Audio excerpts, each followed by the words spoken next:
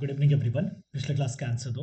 आचार्य चरक के अनुसार मायूर घृत और महामायूर घृत कौन से शिरो रोग में हम यूज करेंगे? वातज पित्त वातज।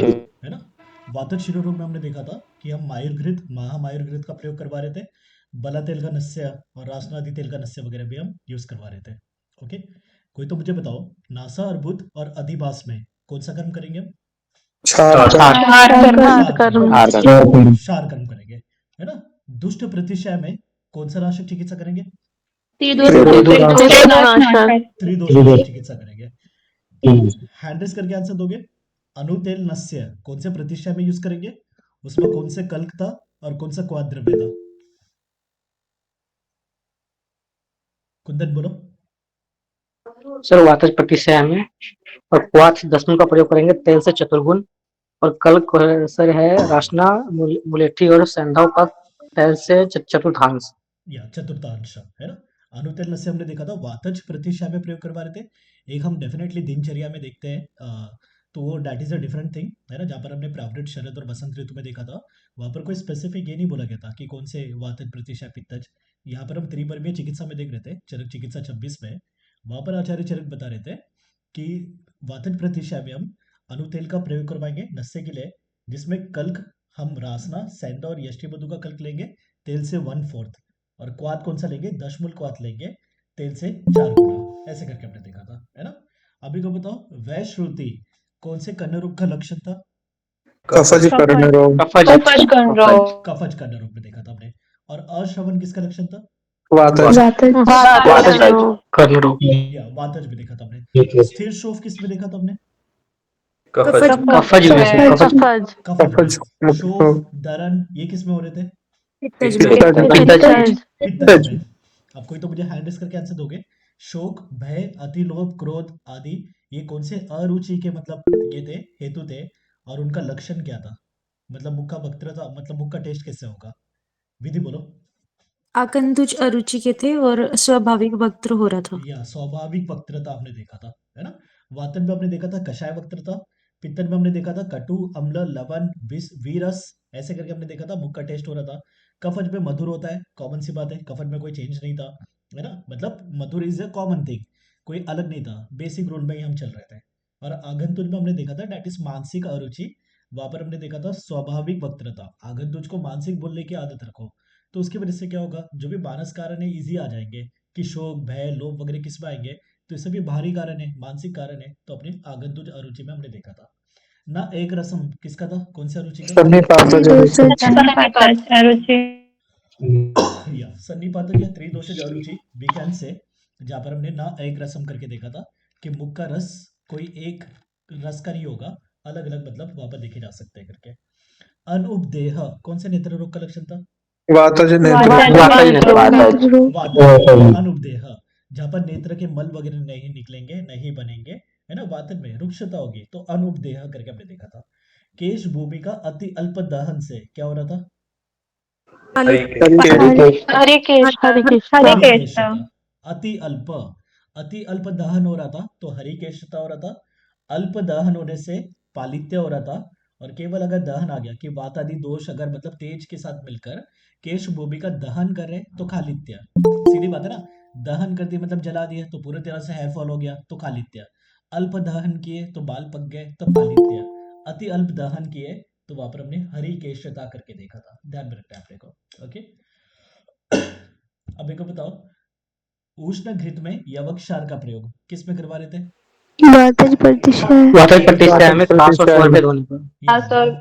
यस, वातज प्रतिशय में कास और स्वर भेद होने पर हम उष्ण घृत में यवक क्षार मिलाकर पाक करवा रहे थे, है ना। ध्यान में रखा था हमने ऐसे। अब एक बताओ, कफज प्रतिशय में पाक करने के लिए हम घृत का कहाँ पर लेप करेंगे? सिर पर। लेप कर रहे थे। सिर पर लेप कर रहे थे, उसके बाद हम क्या कर रहे थे? तो स्वेदन सेचन वगैरह कर रहे थे, है ना। पाठा आदि तेल नस्य का रोग अधिकार क्या था? पित्तज प्रतिशय। पित्तज प्रतिशय, पित्तज प्रतिशय में पाक हो जाने पर हैंड रेस करके आंसर दोगे। पित्तज प्रतिशय में पाक करने के लिए किसका प्रयोग करवा रहे थे हम? दोषों का पाचन करने के लिए। गुंजन बोलो। अदरक को घी में और छीर में पाक करवाते हैं। या अदरक को एक तो हम दूध में पाक करके या फिर मतलब घृत में पाक करके हम सेवन करवा सकते हैं। जब दोष पकवा हो जाएंगे तो शिरोविरेचन नस्य देंगे, तो वहां पर भी 100 है ना। पाठा आदि तेल का नस्य हम दे रहे थे पक्व पीनस में। पित्तज प्रतिशय में जब पाक हो जाएगा दोषों का, तब हम पाठा आदि तेल का नस्य प्रयोग करवाएंगे। पाठ्याद्य आसव का रोग अधिकार क्या था? हिक्का श्वास इसका स्वाद है ना, हिक्का श्वास हमने देखा था। भारंगी आदि तेल नस्य किस में दे रहे थे? अपस्मार अपस्मार या अपस्मार में तो हम दे रहे थे, नो डाउट। कौन से प्रतिशय में दे रहे थे? कफज कवच प्रतिशय में। अपस्मार में डोज क्या था भारंगी आदि तेल 5 नस्य से का? 6 बिंदु। या 5 से 6 बिंदु हमने देखा था अपस्मार में। भारंगी आदि तेल नस्य का हमने डोज देखा था, ठीक है। और अपने को याद रखना है कि कफज प्रतिशय में भी हम इसका प्रयोग करवा रहे थे, ठीक है। ये सब हमने देखे थे। अरुचि के मतलब 5 प्रकार, कर्ण रोग के 4 प्रकार, नेत्र रोग कितने बताए थे चरक ने? 4 और 96। अभी को कोई तो हैंड रेस करके आंसर दोगे। चक्रपाणी ने 3 अलग अलग आचार्य के अनुसार नेत्र रोग की संख्या बताई थी। गरिमा बोलो। विदेह के 76, कराल के 96 और सात्यक के 86। या विदेह के 76, कराल के 96, सात्यकी के 80। विदेह के 76 थे, तभी मतलब सुश्रुत उनको ही फॉलो कर रहे थे। विदेह अधिपति नेमी, है ना। तो शालक्य तंत्र के आद्य प्रवर्तक थे। तो इसके लिए आचार्य सुश्रुत के अनुसार और आचार्य वीकेंड से विदेह अधिपति नेमी के अनुसार कितने थे? 76 थे, है ना। कराल 96, कराल को कौन फॉलो कर रहे थे? चरक फॉलो कर रहे थे। तो इसके लिए चरक के अनुसार भी कितना? 96 या फिर 4। वातज पित्तज कफत सन्निपातज तो बताते ही है। फिर बोलते हैं 96 प्रकार के नेत्र रोग भी है जो कराल के मत से। और सात्यकी के अनुसार कितने? तो 80, 80 करके हम देखते हैं, है ना। तो अच्छा मेरे को बताओ, पुंसवन कर्म में श्रेष्ठ कौन सा मतलब घृत अपना? नहीं, कल्याणघृत। कल्याणघृत। कल्याणघृत हमने देखा था पुंसवन कर्म में। महामायुर घृत का देखा था हमने? सस्तम बंध्या प्रचित्त। सस्तम बंध्या सूत प्रदम। जो गुंजन बेटा म्यूट कर लो। जो बंध्या स्त्री होगी उसको सूत प्रदम, सूत मतलब क्या? बच्चा, है ना। कि मतलब प्रेगनेंसी में मतलब हेल्प करने वाला कौन सा है? तो वहां पर हमने महामायुर घृत देखा था। और पुंसवन कर्म में श्रेष्ठ हमने कल्याण घृत देखा था, जो हम उन्माद चिकित्सा में देख चुके थे, है ना।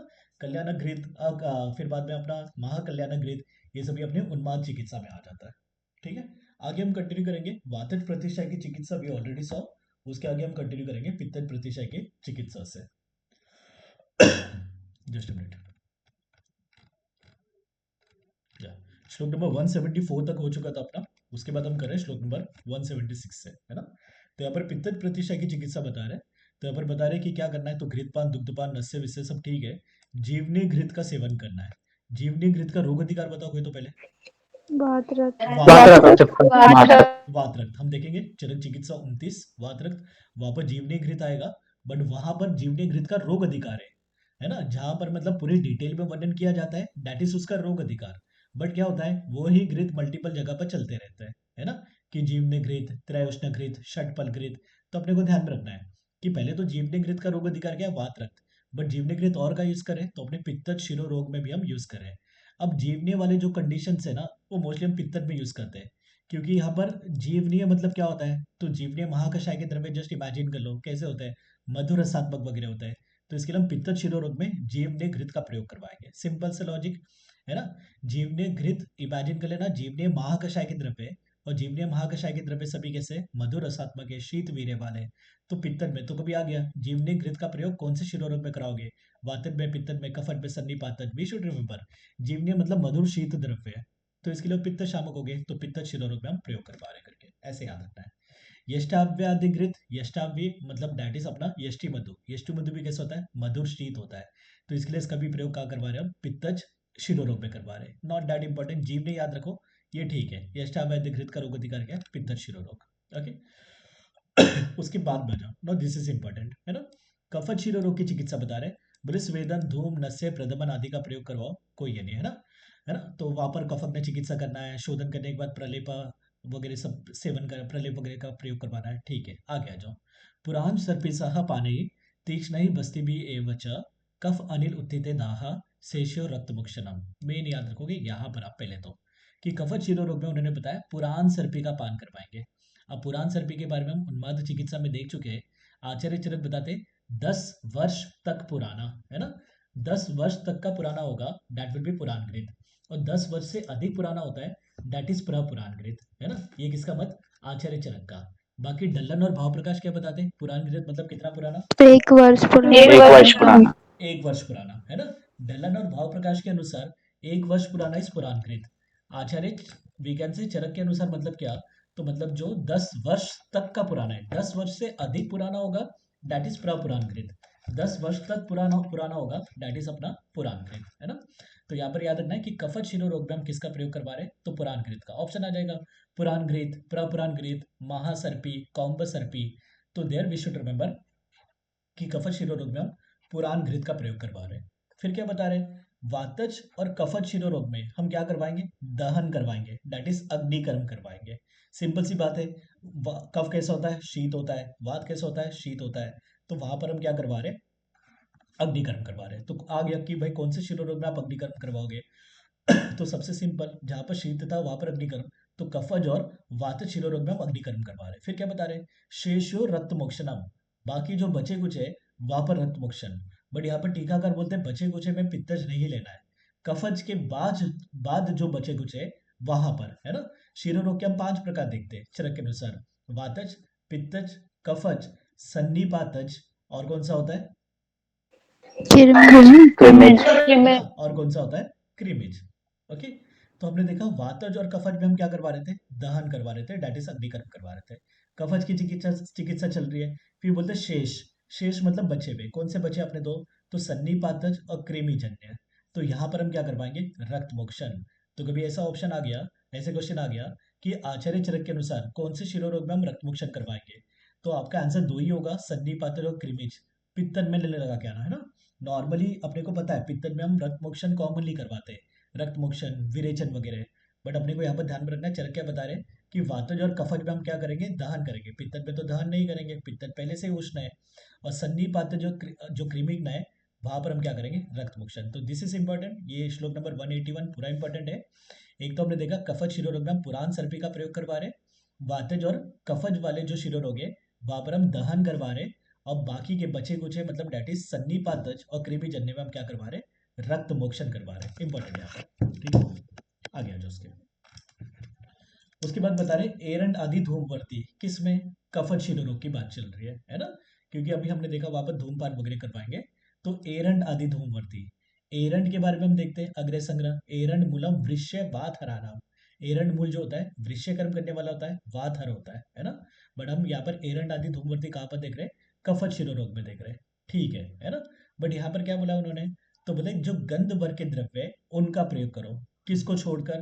तो कुष्ठ और तगर को छोड़कर। ये बहुत बार हम देख चुके हैं, है ना।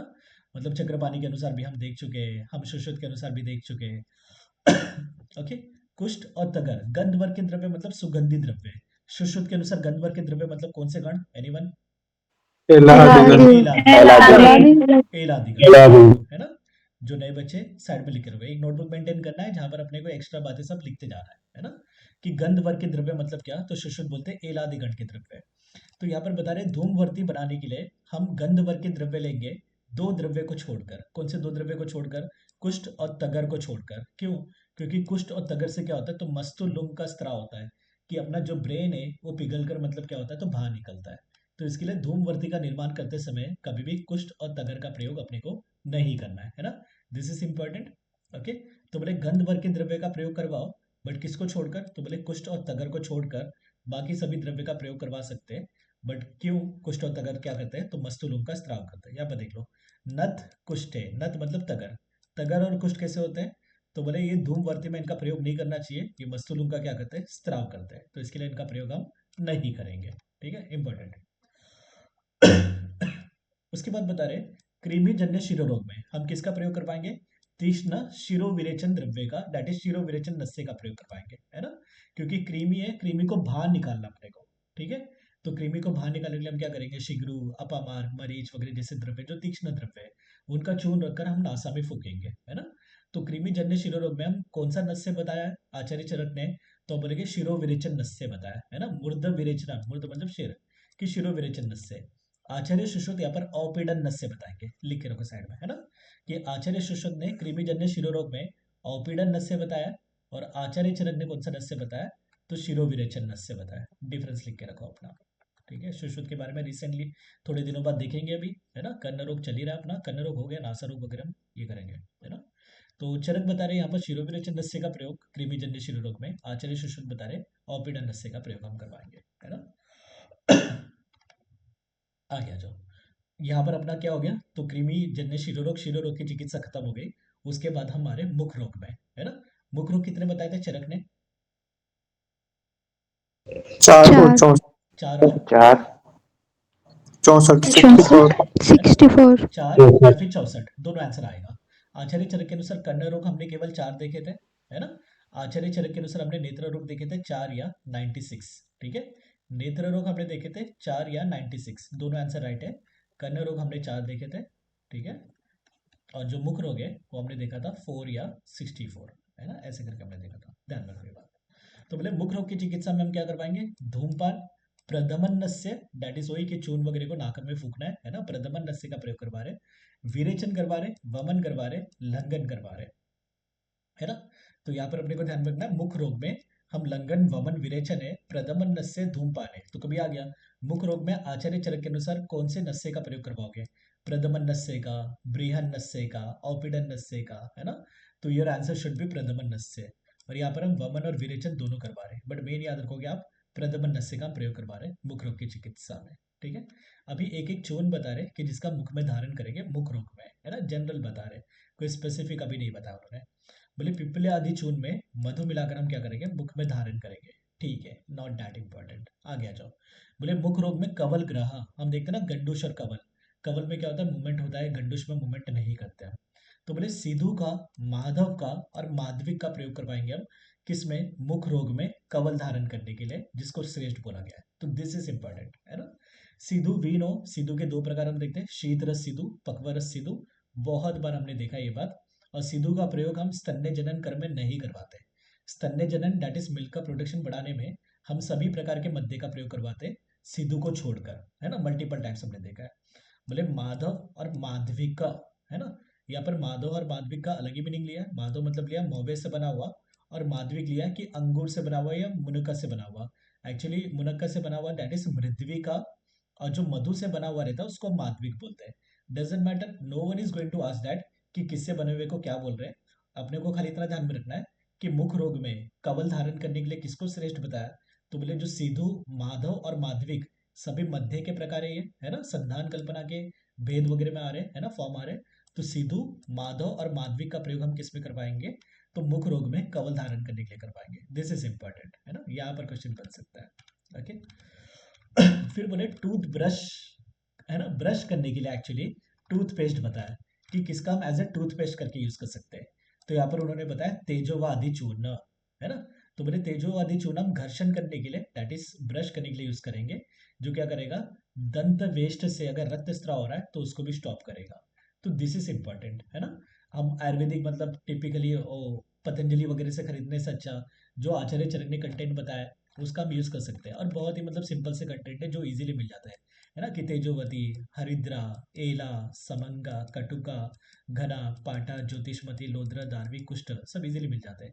तो पूरा कंटेंट करने की जरूरत नहीं है PG point of view, you should just remember तेजोवा आदि चूर्ण, ये हम दंत घर्षण में प्रयोग करवाएंगे, है ना, ब्रश करने के लिए प्रयोग करवाएंगे एज अ टूथपेस्ट करके, जो क्या करेगा, अगर ब्लीडिंग हो रही है तो उसको भी स्टॉप करेगा, है ना। तो ये ध्यान में रखो कि हम तेजोवादी चूर्ण का प्रयोग दंत घर्षण के लिए प्रयोग करवा रहे हैं, जो रक्त स्त्राव को क्या करेगा, स्तंभन करेगा, रोकेगा। अब तेजोवा के बारे में हमने मल्टीपल टाइम्स देखा है ना, तेजोवती के बारे में, तेजोवा के बारे में क्या बोलते हैं इंग्लिश में, टूथ टूथ एक ट्री, है ना। तेजोवती को हम क्या बोलते हैं, टूथ एक ट्री, लिख के रखो, बाकी जो पहली बार सुन रहे हैं, कहा गया।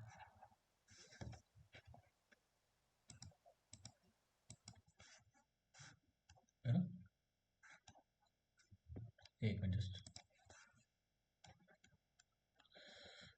और टूथ ब्रश ट्री किसको बोलेंगे हम, पीलू को। पीलू को ब्रश ट्री हम बोलेंगे पीलू को, और टूथ एक ट्री हम किसको बोलेंगे, तेजोवती को, ध्यान में रखो ये बात, है ना।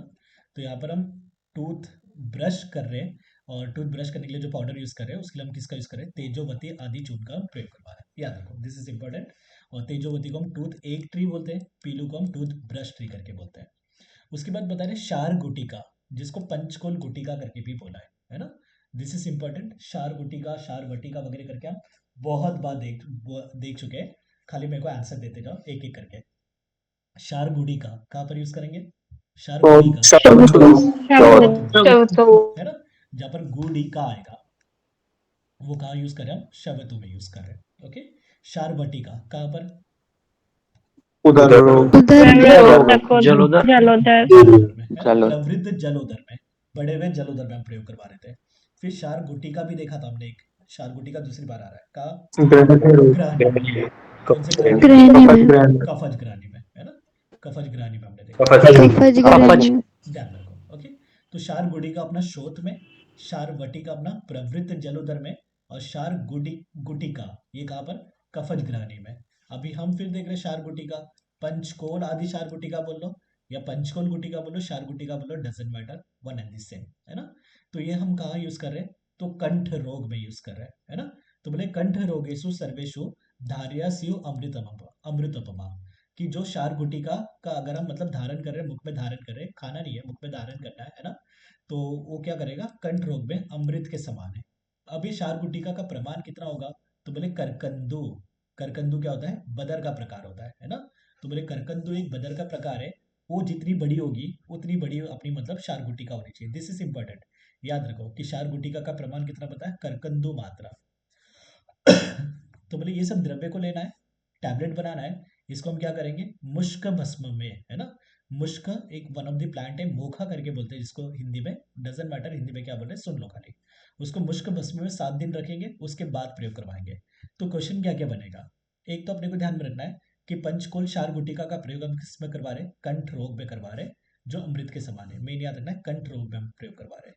इसका प्रमाण कितना है, कितनी बड़ी होगी ये? तो करकंदू मात्रा, जितनी बड़ी करकंदू होती है उतनी। अब इसमें कौन कौन से शार का प्रयोग किया गया है? पलाश शार, मुश्क शार, और फिर यवक शार। दिस इज इंपॉर्टेंट है ना, कि शार गुटिका में आ जाएगा भाई कौन कौन से शार का प्रयोग किया गया था? पलाश शार, यवक शार, मुश्क शार, पलाश शार, यवक शार, टंकन शार, पलाश शार, यवक शार, संजिक शार, ऐसे वगैरह करके ऑप्शन आ जाएंगे। तो यहाँ पर मल्टीपल चीजें याद रखना है। This is important. श्लोक नंबर 192 से 193 कि पंचकोल शार गुटिका का रोग अधिकार क्या है? तो बोले कि कंठ रोग। अब शार गुटिका है, नाम में ही शार गुटिका है, तो कौन कौन से शार है? तो यहाँ पर 3 शार याद रखना है अपने को है ना। कौन से? अपने पलाश शार, मुश्क शार और यवक शार। और इसका प्रमाण कितना बताया? बोले करकंदू जितनी बड़ी होती है उतना बड़ा, ये ध्यान में रखना है। अब मेरे को बताओ, जब हम करकंदू बदर का प्रकार देख रहे हैं, बदर के तीनों प्रकार दैट इज कोल, बदर और करकंदू, आचार्य चरक ने कौन से महाकषाय में बताया था? है ना, विरेचनोपक महाकषाय में आचार्य चरक ने तीनों प्रकार के बदर का समावेश किया है, ये वर्णन किया है, ध्यान में रखना है ना। जहां पर हम कोल, करकंदू, बदर करके देखते हैं। ठीक है। उसके बाद हम देख रहे हैं कालक चूर्ण। Now this is very important, content के साथ इंपॉर्टेंट है ना। इसके ऊपर बहुत बार क्वेश्चन बनते हैं। कालक चूर्ण, पीतक चूर्ण, यूजी में भी आपने पढ़ा होगा शालक्य तंत्र में वगैरह, कि जिसका मुख रोग में वगैरह सब प्रयोग करवा रहे हैं है ना। अब देखो नाम से याद रखना है कि कालक मतलब काला, पीतक मतलब पीला, डेट इज येलो। तो यहाँ पर जो कंटेंट्स है दे आर मोस्टली काले है ना, सिंपल। त्रिफला, त्रिफला सूख जाने के बाद जब हम देखते हैं हरित की, विविध की, आम्ल की, सब कैसे होते हैं?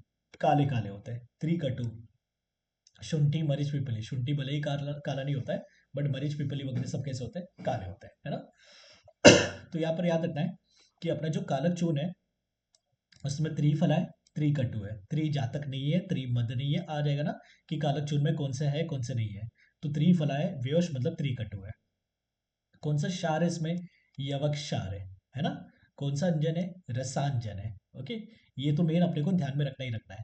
बाकी ऑप्शनल पूरी तरह से याद रखोगे तो वेल एंड गुड, कि ग्रह धूम, पाठा, तेजोवती, लोद्र, चित्रक, ये सभी है। तो बोले इनका शौद्र के साथ धारण करोगे तो ये क्या करेगा? गल रोग का नाश करेगा है ना। कालक चूर्ण का शौद्र के साथ अगर हम मुख में धारण करें तो गल रोग का नाश कर रहा है। वैसे जब हम पीतक चूर्ण के लिए देखते हैं तो पीतक चूर्ण का शौद्र और घृत मंड के साथ धारण करते हैं तो कंठ रोग का नाश करता है। अब कंठ रोग, गल रोग, वन एंड द सेम, गले को ही हम कंठ बोलते हैं, कोई अलग बात नहीं है। मेन क्या रखना है? कालक चूर्ण में हम केवल शौद्र के साथ धारण कर रहे हैं है ना। पीतक चूर्ण में हम किसके साथ धारण करें? शौद्र मतलब मक्षिका, माक्षिका, one and the same, that is अपना मधु, मधु और घृत मंड के साथ धारण करें, हम धारण करें। पहले तो ये बात ध्यान रखें। घी कैसा होता है अपना, थोड़ा सा येलोइश वाइट होता है, तो घृतमंड मतलब घी के ऊपर का जो क्लियर भाग, पानी वाला भाग, दैट इज घृतमंड, है ना। तो पीतक चूनकाम दैट इज मधु के साथ और घृतमंड के साथ धारण करें, कालक चूनकाम केवल मधु के साथ धारण कर रहे हैं, है ना। तो कालक चूनका जब हम मधु के साथ धारण करें तो गल रोग का नाश कर रहा है, और पीतक चूनकाम किसके साथ, तो मधु और घृतमंड के साथ धारण कर रहे हैं तो कंठ रोग का वो नाश कर रहा है। और क्या बता रहे हैं, कालकम नाम तथ चूर्णम दंत आस्य गल रोग नुत, ये दंत रोग का, मुख रोग का, आस्य मतलब मुख रोग, और गल रोग का भी नाश करेगा। बट मेन क्वेश्चन यहाँ पर बनेगा अपना कि कालक चूर्ण का शौद्र के साथ धारण करने पर कौन से रोगों का नाश करेगा, तो वहां पर आपका आंसर एक ही आएगा, क्या, तो गल रोग का, वहां पर मुख रोग गल रोग सब नहीं लिखना, है ना।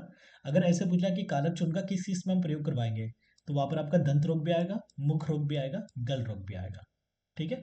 उसके बाद हमारे पीतक चूर्ण, अब पीतक मतलब येलो, अब दारू हरिद्रा कैसे होता है, येलो होता है, नाम ही उसके है ना कि दारवी मतलब दारू हरिद्रा, कि जो हल्दी के समान येलो कलर का होगा, ओके।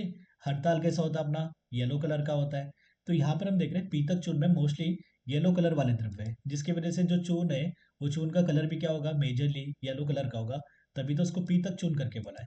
कालक चूर्ण में सब काले काले थे, कि त्रिकटु, और फिर मतलब अपने जो त्रिफला, ऐसे वाले द्रव्य थे, है ना।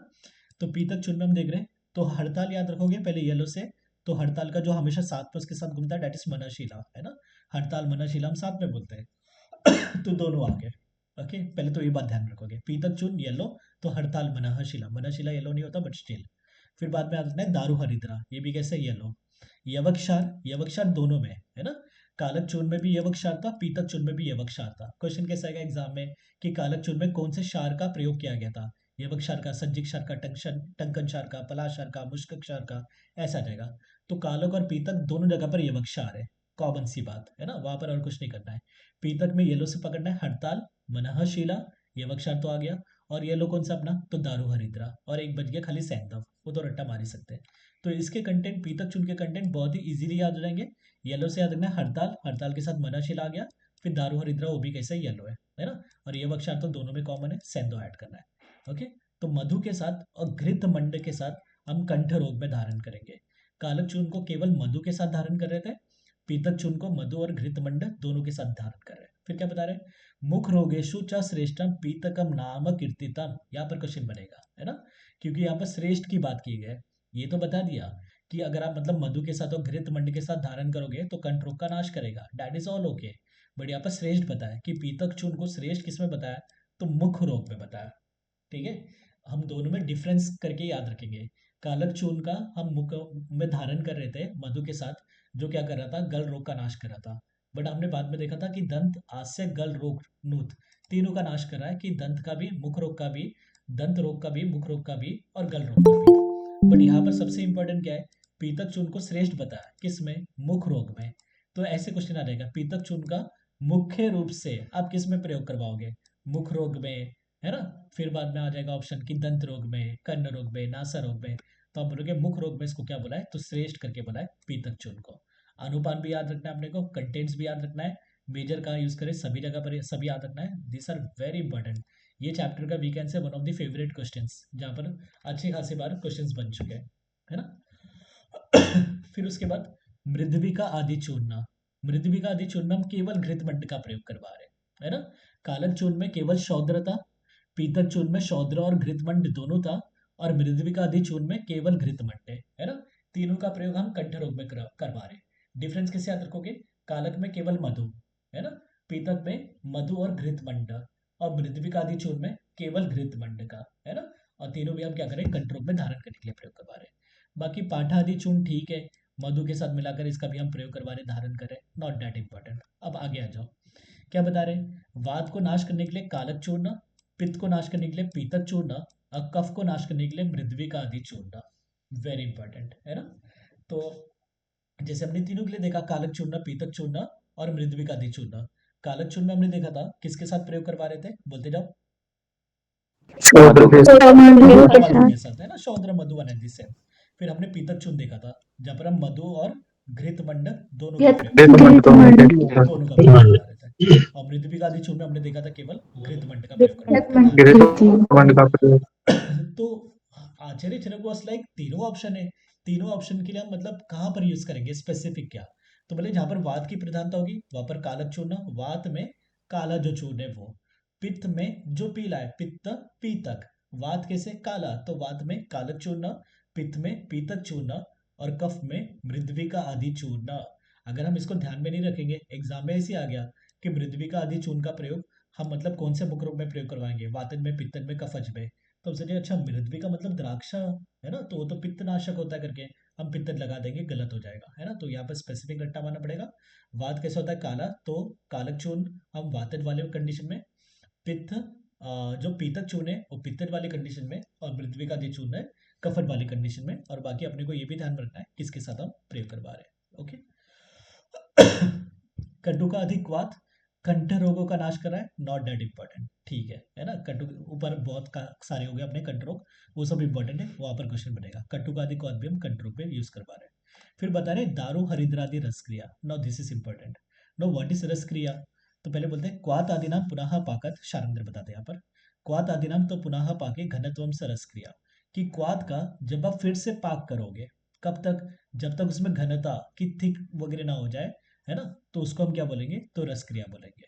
तो दारू हरिद्रा का अपने को क्या करना है, पहले दारू हरिद्रा स्वरस का क्वाद बना लो, क्वाद को फिर से पाक करो, कब तक, जब तक वो गाढ़ा ना हो जाए, जब गाढ़ा हो जाएगा तो उसको हम क्या बोलेंगे, रस क्रिया। तो यहाँ पर हम क्या देख रहे हैं, दारू हरिद्रा रस क्रिया, ठीक है। मधु के साथ प्रयोग करवाएंगे, मुख में धारण करने से क्या होगा, ये मुख में ही धारण करेंगे है ना, तो मुख रोग, रक्त विकार और नाड़ी व्रण का नाश करेगा, दिस इज इंपॉर्टेंट है ना।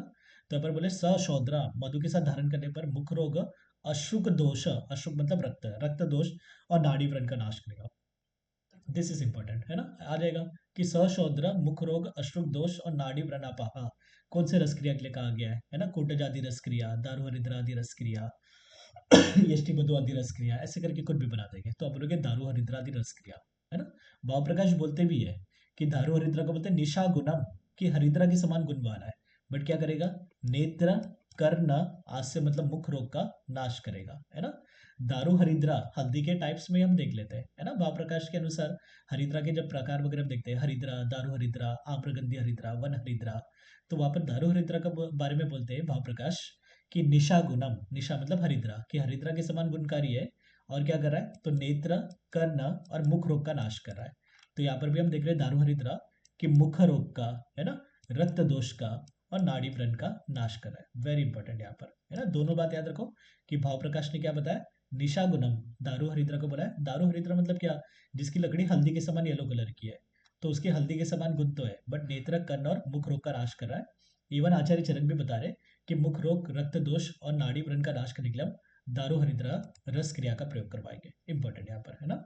रस क्रिया किसको बोलते हैं ये भी अपने को पता होना चाहिए।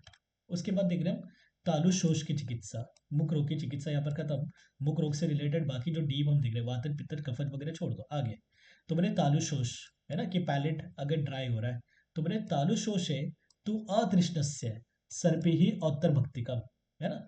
तो बोले तालु शोष का रोगी है, बट पेशेंट को अगर प्यास नहीं लगी है, तो जब उसको तृष्णा से पीड़ित नहीं है, तो बोले सर्पि ही उत्तर भक्तिकम, कि भोजन के बाद हम घृतपान देंगे, ठीक है।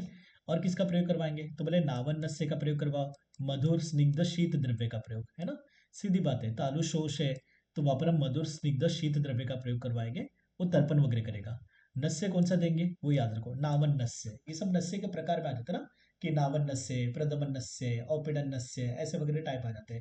मुख रोग की जनरल चिकित्सा जब हम देख लेते हैं तो कौन सा नस्य देखा था हमने, प्रदमानस प्रदमन नस्य हमने देखा था ना, प्रदमन वमन विरेचन, और फिर मतलब प्रदमन नस्य लंगन वगैरह हम करवा रहे थे है ना मुख रोग में।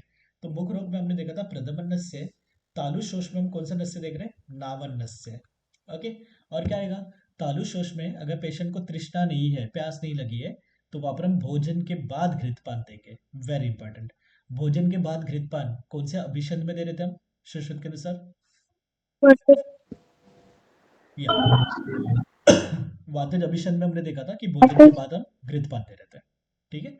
अच्छा अब मेरे को ये बताओ, हमने चरक सूत्र 13 में देखा था स्नेह अध्याय में, किसको तालु शोष होने पर स्नेहपान नहीं करवाएंगे, गर्भनी गर्भणी को गर्भिणी, वेरी गुड है ना। चरक सूत्र में 13 में हमने देखा था कि गर्भिणी को तालु शोष होने पर हमने क्या नहीं कर पाएंगे, तो स्नेहपान नहीं कर पाएंगे, किसको, गर्भिणी को। यहाँ पर हम देख रहे हैं बच्चे, स्नेहपान हाँ, गर्भिणी को तालुशोष होने पर स्नेहपान हम नहीं कर पा रहे थे। यहाँ पर हम देख रहे हैं तालुशोष में हम स्नेहपान करवा रहे हैं, सर्पी स्नेह है ना। और फिर बोले मधुर स्निग्ध शीत द्रव्य, वापस स्निग्ध द्रव्य की बात आ गई। बट अपने को ध्यान में रखना है गर्भिणी को अगर तालुशोष हो रहा है तो वहां पर हम स्नेहपान नहीं कर पाएंगे, ये हम देख चुके हैं ना चरण सूत्र 13 में। मुख पाक की चिकित्सा बता रहे हैं, डेट इज टोमेटाइटिस, है ना। अब देखो जब भी पाक की बात आती है तो पाक को रोकने के लिए सर्वप्रथम हम क्या करते हैं, हमेशा क्या करते हैं पाक को रोकने के लिए? रक्त मोक्षण। रक्त मोक्षण सुश्रुत में मल्टीपल टाइम हमने देखा हुआ है।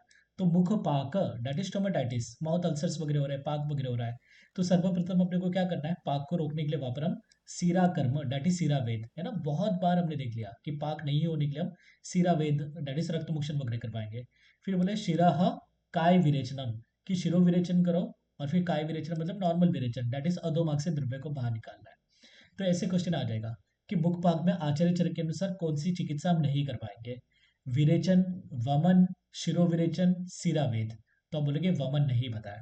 अब देखो पाक है तो पाक है मतलब पित्त की मतलब वी कैन से संबंध वगैरह तो है, तो इसके लिए हम विरेचन करवाएंगे। और पाक नहीं होने के लिए हम हमेशा देखते हैं कि रक्त मोक्षण हम करवाते हैं, है ना। और साथ साथ में मुख रोग है तो मुख रोग के लिए हम क्या करवा रहे हैं, तो शिरो विरेचन भी करवा रहे हैं, ठीक है।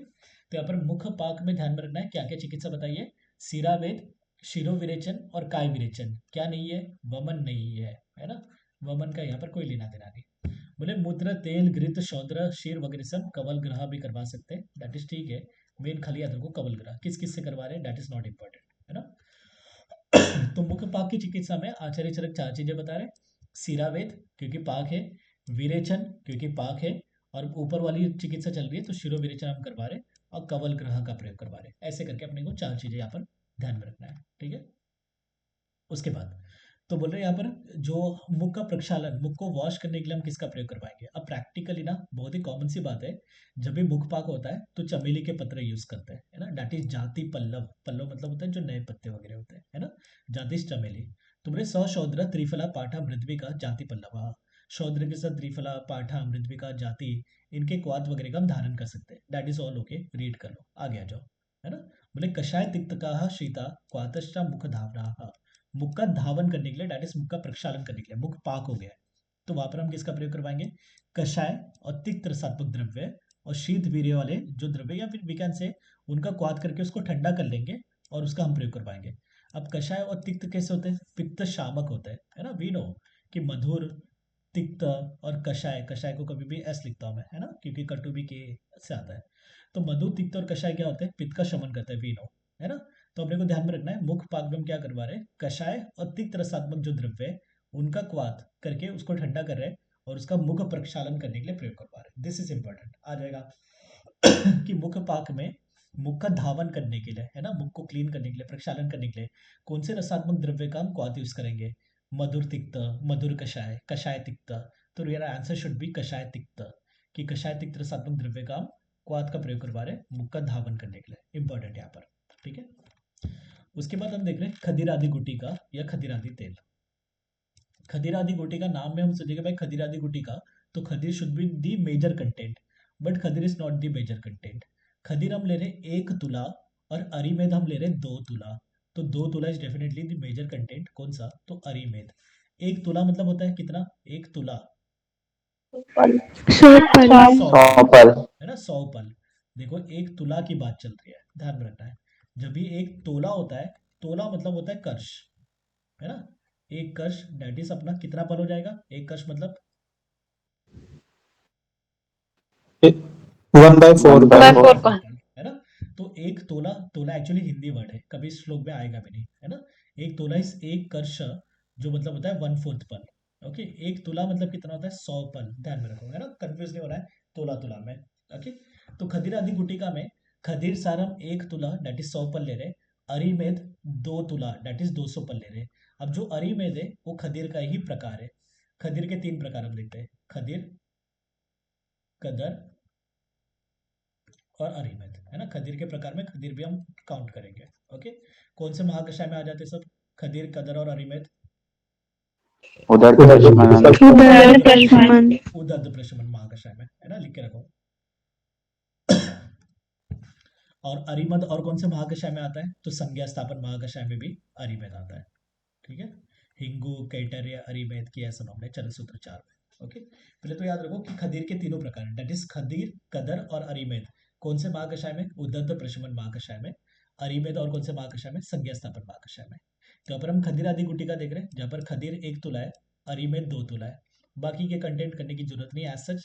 लवंग, नख, कंकोल, जाति कोश दैट इज जावित्री वगैरह ये हम एक एक पल लेंगे।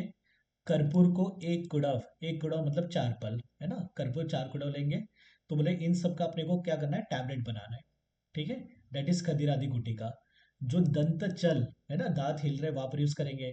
दांत भ्रंश टूट गए वहां यूज करेंगे। दांतों में मतलब कैविटीज हो गई, शौशीरता वहां पर यूज करेंगे। क्रीमी डेंटल कैरिस वगैरह हो गए वहां यूज करेंगे। दैट इज दंत रोग में हम यूज कर रहे हैं। मुख रोग में तो यूज करेंगे क्योंकि मुख पाक की चिकित्सा चल रही है एक्चुअली। तो मुख पाक का आस्य दौर्गंध्य है ना, फिर जाड्य अरोचक नाशनम कि मुख पाक की चिकित्सा चल रही है। पहले तो ये बात ध्यान में रखना अपने को है ना, जहाँ पर हम मुख पाक की चिकित्सा में हम देख रहे थे कि सिरावेद विरावेद सब हम करवा रहे थे है ना, ये सब हमने देखा था, कषाय तिक्त द्रव्य का प्रयोग करवा रहे थे। तो मुख पाक तो इस वन ऑफ द इम्पोर्टेंट चीज यहाँ पर है ना, कि मुख पाक आस्य दौर्गंध्य जाड्य अरोचक में यूज करवा रहे। स्त्राव उल्लेप पिछ पैचिल्य, मुख में स्त्राव वगैरह हो रहा है, लेप वगैरह लग रहा है या पिछल स्त्राव वगैरह, तो वहां पर हम यूज करेंगे। आगे दंत आस्य गल रोगेशु सर्वेशु एतत् परायणम, वेरी इंपॉर्टेंट। बोले सभी प्रकार के दंत रोग, मुख रोग और गल रोग का नाश करने वाला है ना। दंत आस्य गल रोगेशु सर्वेशु एतत् परायणम। दंत आस्य गल रोग में हम किसका प्रयोग करवा रहे थे, कालक चूर्ण का या पीतक चूर्ण का, है ना, कालक चूर्ण का भी प्रयोग हमने देखा था दंत आस्य गल रोग नूत करके। और खदीर आदि गुटी का भी हम देख रहे हैं, सर्व प्रकार के है ना, सभी प्रकार के दंत आस्य और गल रोग का नाश कर रहे हैं। ओके, बाकी ये करने की जरूरत नहीं है अपने को। मुख पाक खाली इतना ध्यान में रखना है, मुख पाक की चिकित्सा के अंडर चल रहा है, बट बाकी भी जगह पर हम यूज करेंगे। तो यहाँ पर ऐसे लाइन आएगा एग्जाम में कि दंत आस्य गल रोगेशु सर्वेशु एतत् परायणम, कौन से मतलब योग के संबंध में कहा गया है, तब बोलेगी खदीर आदि गुटिका के लिए कहा गया है। बोले जैसे खदीर आदि गुटिका के द्रव्य है, उसी का अगर आप तेल पाक कर लोगे तो खदीर आदि तेल हो जाएगा। तो ये दोनों के लिए बताया गया, खदीर आदि गुटिका के लिए भी, खदीर आदि तेल के लिए भी। मेन क्या याद रखोगे यहाँ पर कि सभी प्रकार के दंत, मुख और गल रोग का नाश करने वाला कौन है, तो खदीर आदि गुटिका है। इंपॉर्टेंट यहाँ पर अच्छी तरह से याद रखना है। ठीक है, उसके बाद यहाँ पर उनके मुख पाक की चिकित्सा खत्म हो गई है ना। अभी हम आ गए अरोचक में। अरोचक कितने प्रकार के बताए थे चरक ने, 5 5 प्रकार के बताए थे। वातज, पित्तज, कफज, सन्निपातज और 5वां कौन सा, आगंतुज या फिर आगंतुज। मानसिक करके बोल सकते हैं है ना, मानसिक करके भी बोल सकते हैं। द्वेष जन्य बोलो तो द्वेष जन्य भी बोलो, क्योंकि चरक सूत्र 19 में द्वेष करके वर्ड यूज था वहां पर है ना। तो जहां पर हम देख रहे हैं द्वेष मतलब वही शोक, लोभ, भय वगैरह, दैट इज बाहरी कारणों की वजह से। तो आगंतुज, मानसिक, द्वेष जन्य, वन एंड द सेम। तो आगंतुज की पहले जनरल चिकित्सा बता रहे हैं, क्या करेंगे, कवल ग्रह, मुख पाक पे भी हम कवल ग्रह कर रहे थे। धूम का प्रयोग करवाएंगे, मुख धावन का प्रयोग करवाएंगे। एक बार ऐसा आ गया था ना, इतना सा आ गया था, कवल ग्रह धूमः मुख धावना मनोज्ञम अन्नपानम च हर्षण आश्वासनानि च, किसकी चिकित्सा के संबंध में कहा गया है, तो आप बोलेंगे अरोचक।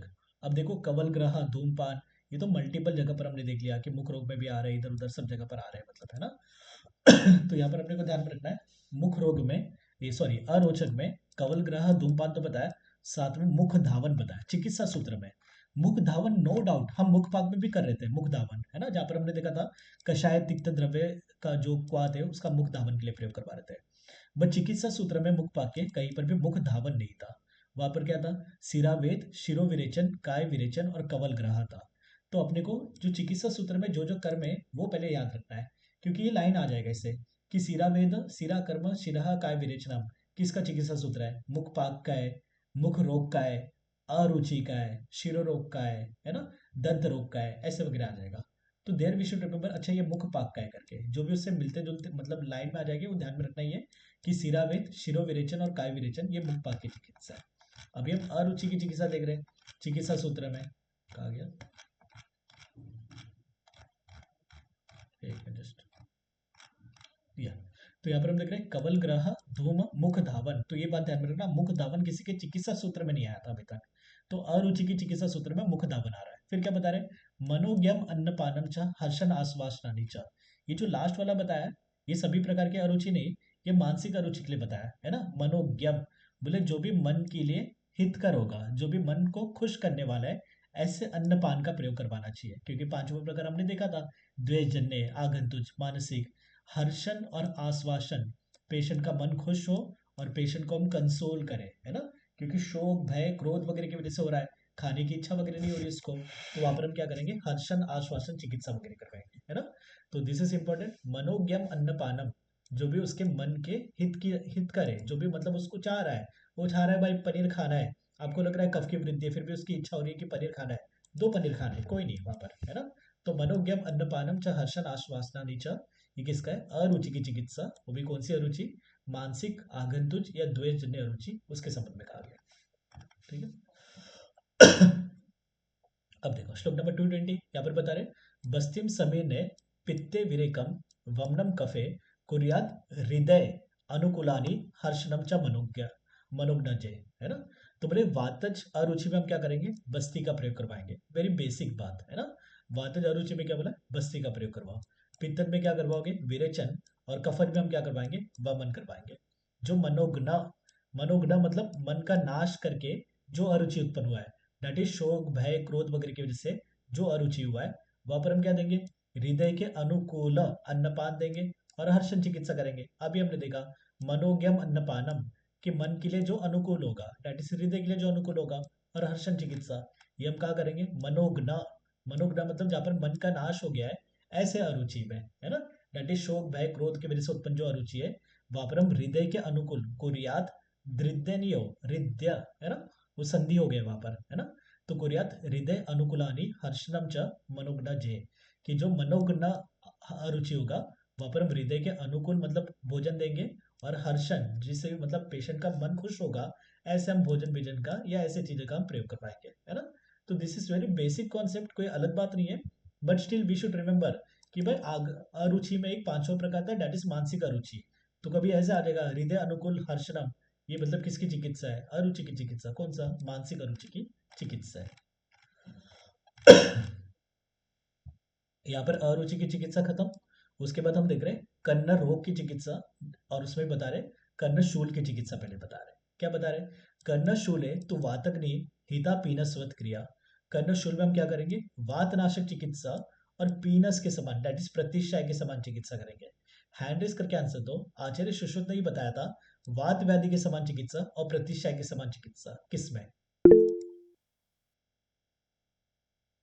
दीपक बोलो। बाजरिया में। बाधिर में, है ना, साइड में लिख रखो। आचार्य सुश्रुत बताते वात व्याधि नाशक चिकित्सा और पीनस, पीनस मतलब प्रतिशय, प्रतिशय नाशक चिकित्सा हम किसमें कराएंगे, कर्ण बाधिर्य में, डेफनेस में करवाएंगे। और आचार्य जो चरक है वो कर्णशूल ओटैल्जिया में बता रहे हैं ना। तो दिस इज द डिफरेंस। यहाँ पर क्वेश्चन बनेगा, एक तो क्वेश्चन ऐसे बनेगा कि आचार्य सुश्रुत के अनुसार कर्ण बाधिर्य में कौन सी चिकित्सा करवाएंगे, तो वातनाशक चिकित्सा, दैट इज वात व्याधि नाशक चिकित्सा और प्रतिशय नाशक चिकित्सा। सेम बात आचार्य चरण ने ही बोली है, बट डिजीज चेंज कर दिया पूरा। आचार्य सुश्रुत ने कर्ण बाधिर में बताया था, आचार्य चरक ने इसको कर्ण शूल में बता दिया, है ना। फिर बोले अगर कर्ण का पाक हो रहा है या कर्ण से स्त्राव हो रहा है, तो वहां पर हम व्रण के समान चिकित्सा करेंगे, है ना। कान अगर पक गए या फिर कान से स्त्राव हो रहा है, अब कान पक गए तो डेफिनेटली वहां पर क्या होगा, तो व्रण वगैरह के समान हो जाएगा ना, तो व्रण के समान चिकित्सा करेंगे। कानों से स्त्राव हो रहा है, जब कोई वूंड होगा तभी तो वहां से स्त्राव होगा, तो वहां पर भी हम क्या करवाएंगे, तो व्रण के समान चिकित्सा करवाएंगे। द्विव्रणीय चिकित्सा हमने देखा ही है, नंबर क्या था द्विव्रणीय का, चरक चिकित्सा 25। 25। 25, यस। 24 अपना मदात्य था, 23 अपना विष था, और 25 क्या था, द्विव्रणीय, है ना। विष की वजह से नशा हो रहा था तो अपना मदात्य 24वां था, और नशा करने के बाद हम गिर पड़ रहे थे तो वहां पर क्या था, अपना व्रण हो रहा था। तो 25वें अध्याय में हमने व्रण की चिकित्सा देखी है। तो कर्ण पाक में और कर्ण स्त्राव में हम व्रण के समान चिकित्सा, जब भी पाक होता है तो फटता है बाद में तो व्रण हो गया, है ना। और जब भी स्त्राव हो रहा है तो कोई व्रण होगा तभी तो स्त्राव होगा। तो सिंपल सी बात है, कर्णपाक और कर्णस्त्राव में हम व्रण के समान चिकित्सा करेंगे, और कर्णशूल में हम क्या करेंगे, वातनाशक चिकित्सा और पीनास्वत, दैट इज प्रतिशय समान। बट यहाँ पर सुश्रुत का मत याद रखो, और एक कि कर्ण बाधिरे में सुश्रुत ने सेम चिकित्सा बताई थी, है ना। जहां पर आचार्य सुश्रुत बताए थे वात व्याधि नाशक चिकित्सा और प्रतिशय नाशक चिकित्सा हम करेंगे, है ना, ये ध्यान में रखो। अब उसके बाद तो बोले हिंगवा आदि तेल, है ना। हिंगू का प्रयोग प्रैक्टिकली हम करते हैं, है ना। जब भी कर्णशूल वगैरह होता है तो सरसों का तेल, हिंगू का प्रयोग, ये कॉमन सी बात है। तो बोले हिंगू आदि द्रव्य में हम क्या करेंगे, सरसों का तेल दैट इज सरसप तेल का पाक करेंगे, जो क्या करेगा हिंगू आदि तेल बनेगा, जिसका कर्णशूल में हम प्रयोग कर पाएंगे, है ना। तो बोले श्रेष्ठम कर्णशूल निवारणम, ये श्रेष्ठम किसी ने पढ़ लिया होगा, लेमैन ने वगैरह भी तब से चल रहा है ना, कि हिंगू को हम क्या करते हैं, सरसप के तेल में मिला देते हैं और उसका मतलब कर्ण पूरण करने के लिए प्रयोग करते हैं। बहुत ही प्रैक्टिकल बात है। तो यहाँ पर बता रहे हिंगू तुम्बुरो शुंठी कंटेंट नहीं करना है। हिंगवादी तेल में याद रखना है कि सरसप का तेल, नॉर्मली तेल से हम सोचते हैं तिल का तेल, बट यहाँ पर हिंगवादी तेल में हमने सरसप का तेल का प्रयोग किया है ना। तो हिंगवादी तेल कर्णशूल का नाश करने में श्रेष्ठ करके बताया, इंपॉर्टेंट है ना। उसके बाद हम देख रहे हैं देवदारू आदि तेल। देवदारू हम बचपन में पढ़ते हैं द्रव्य गुण में। देवदारू कैसा होता है, तो वात नाशक होता है, वेदना स्थापन द्रव्य होता है ना देवदारू। तो यहाँ पर भी देवदारू आदि द्रव्य से हम सरसप का तेल सिद्ध कर रहे हैं और उसमें क्या करें, बकरी का मूत्र भी मिला रहे हैं, है ना। तो इसका भी प्रयोग हम क्या करेंगे, कर्णशूल में प्रयोग करवाएंगे। ठीक है, पहले याद रखना है कर्णशूल में हिंगवादी तेल, देवदारू आदि तेल, इनका हम कर्ण पूरण करने के लिए प्रयोग करवा रहे हैं। ओके, जो क्या कर रहे हैं, कर्णशूल का नाश कर रहा है। बट श्रेष्ठ किसको बोला गया, ऐसा आ जाएगा कि कर्णशूल निवारण श्रेष्ठ कौन है, हिंगवादी तेल, देवदारू आदि तेल, गंध तेल। तो हम सोचेंगे गंध तेल, क्योंकि नाम भी अलग सा लगता है और बहुत ही फेमस भी है करके। बट श्रेष्ठ किसको बोला गया, तो हिंगवादी। जहां पर भी श्रेष्ठ की वर्ड वर्ड वगैरह आ जाएगा, वहां पर अपने को अच्छी तरह से याद रखना है, ठीक है। तो यहाँ पर हम देख रहे हैं हिंगवादी तेल कर्णशूल में श्रेष्ठ बोला है, देवदारू आदि तेल का भी हम कर्णशूल में प्रयोग कर रहे हैं, ठीक है। उसके बाद इंपॉर्टेंट गंध तेल, श्रेष्ठ तो तुम भले ही हिंगवादी तेल को बोल लेते हो, बट गंध तेल इज वेरी इंपॉर्टेंट, है ना। अब गंध तेल में पहले तो हम क्षार जल बनाएंगे। अब क्षार जल बनाने के लिए किसका प्रयोग किया है, वराटिका, है ना। वराटिका जो कैल्शियम वगैरह से युक्त वगैरह होता है, दैट इज अपनी जो कौड़ी बेड़ी जो हम बोलते हैं जिसको, वो है ना। तो वराटिका का पहले अपने को क्षार जल बनाना है, उसमें अपने को क्या करना है, गंध वर्ग के द्रव्य मिलाना है, इसके लिए गंध तेल करके बोला है ना। तो गंध वर्ग के द्रव्य को हमने क्या कर दिया, तिल के ऊपर छिड़क दिया, उसमें से तेल वगैरह निकाल दिया और उसको हमने पाक किया, है ना। कल के लिए किसका प्रयोग किया, रसांजन का और शुंठी का। तो सब बातें याद रखोगे कि गंध तेल में हमने क्षार जल किसका लिया, एक मिनट जस्ट,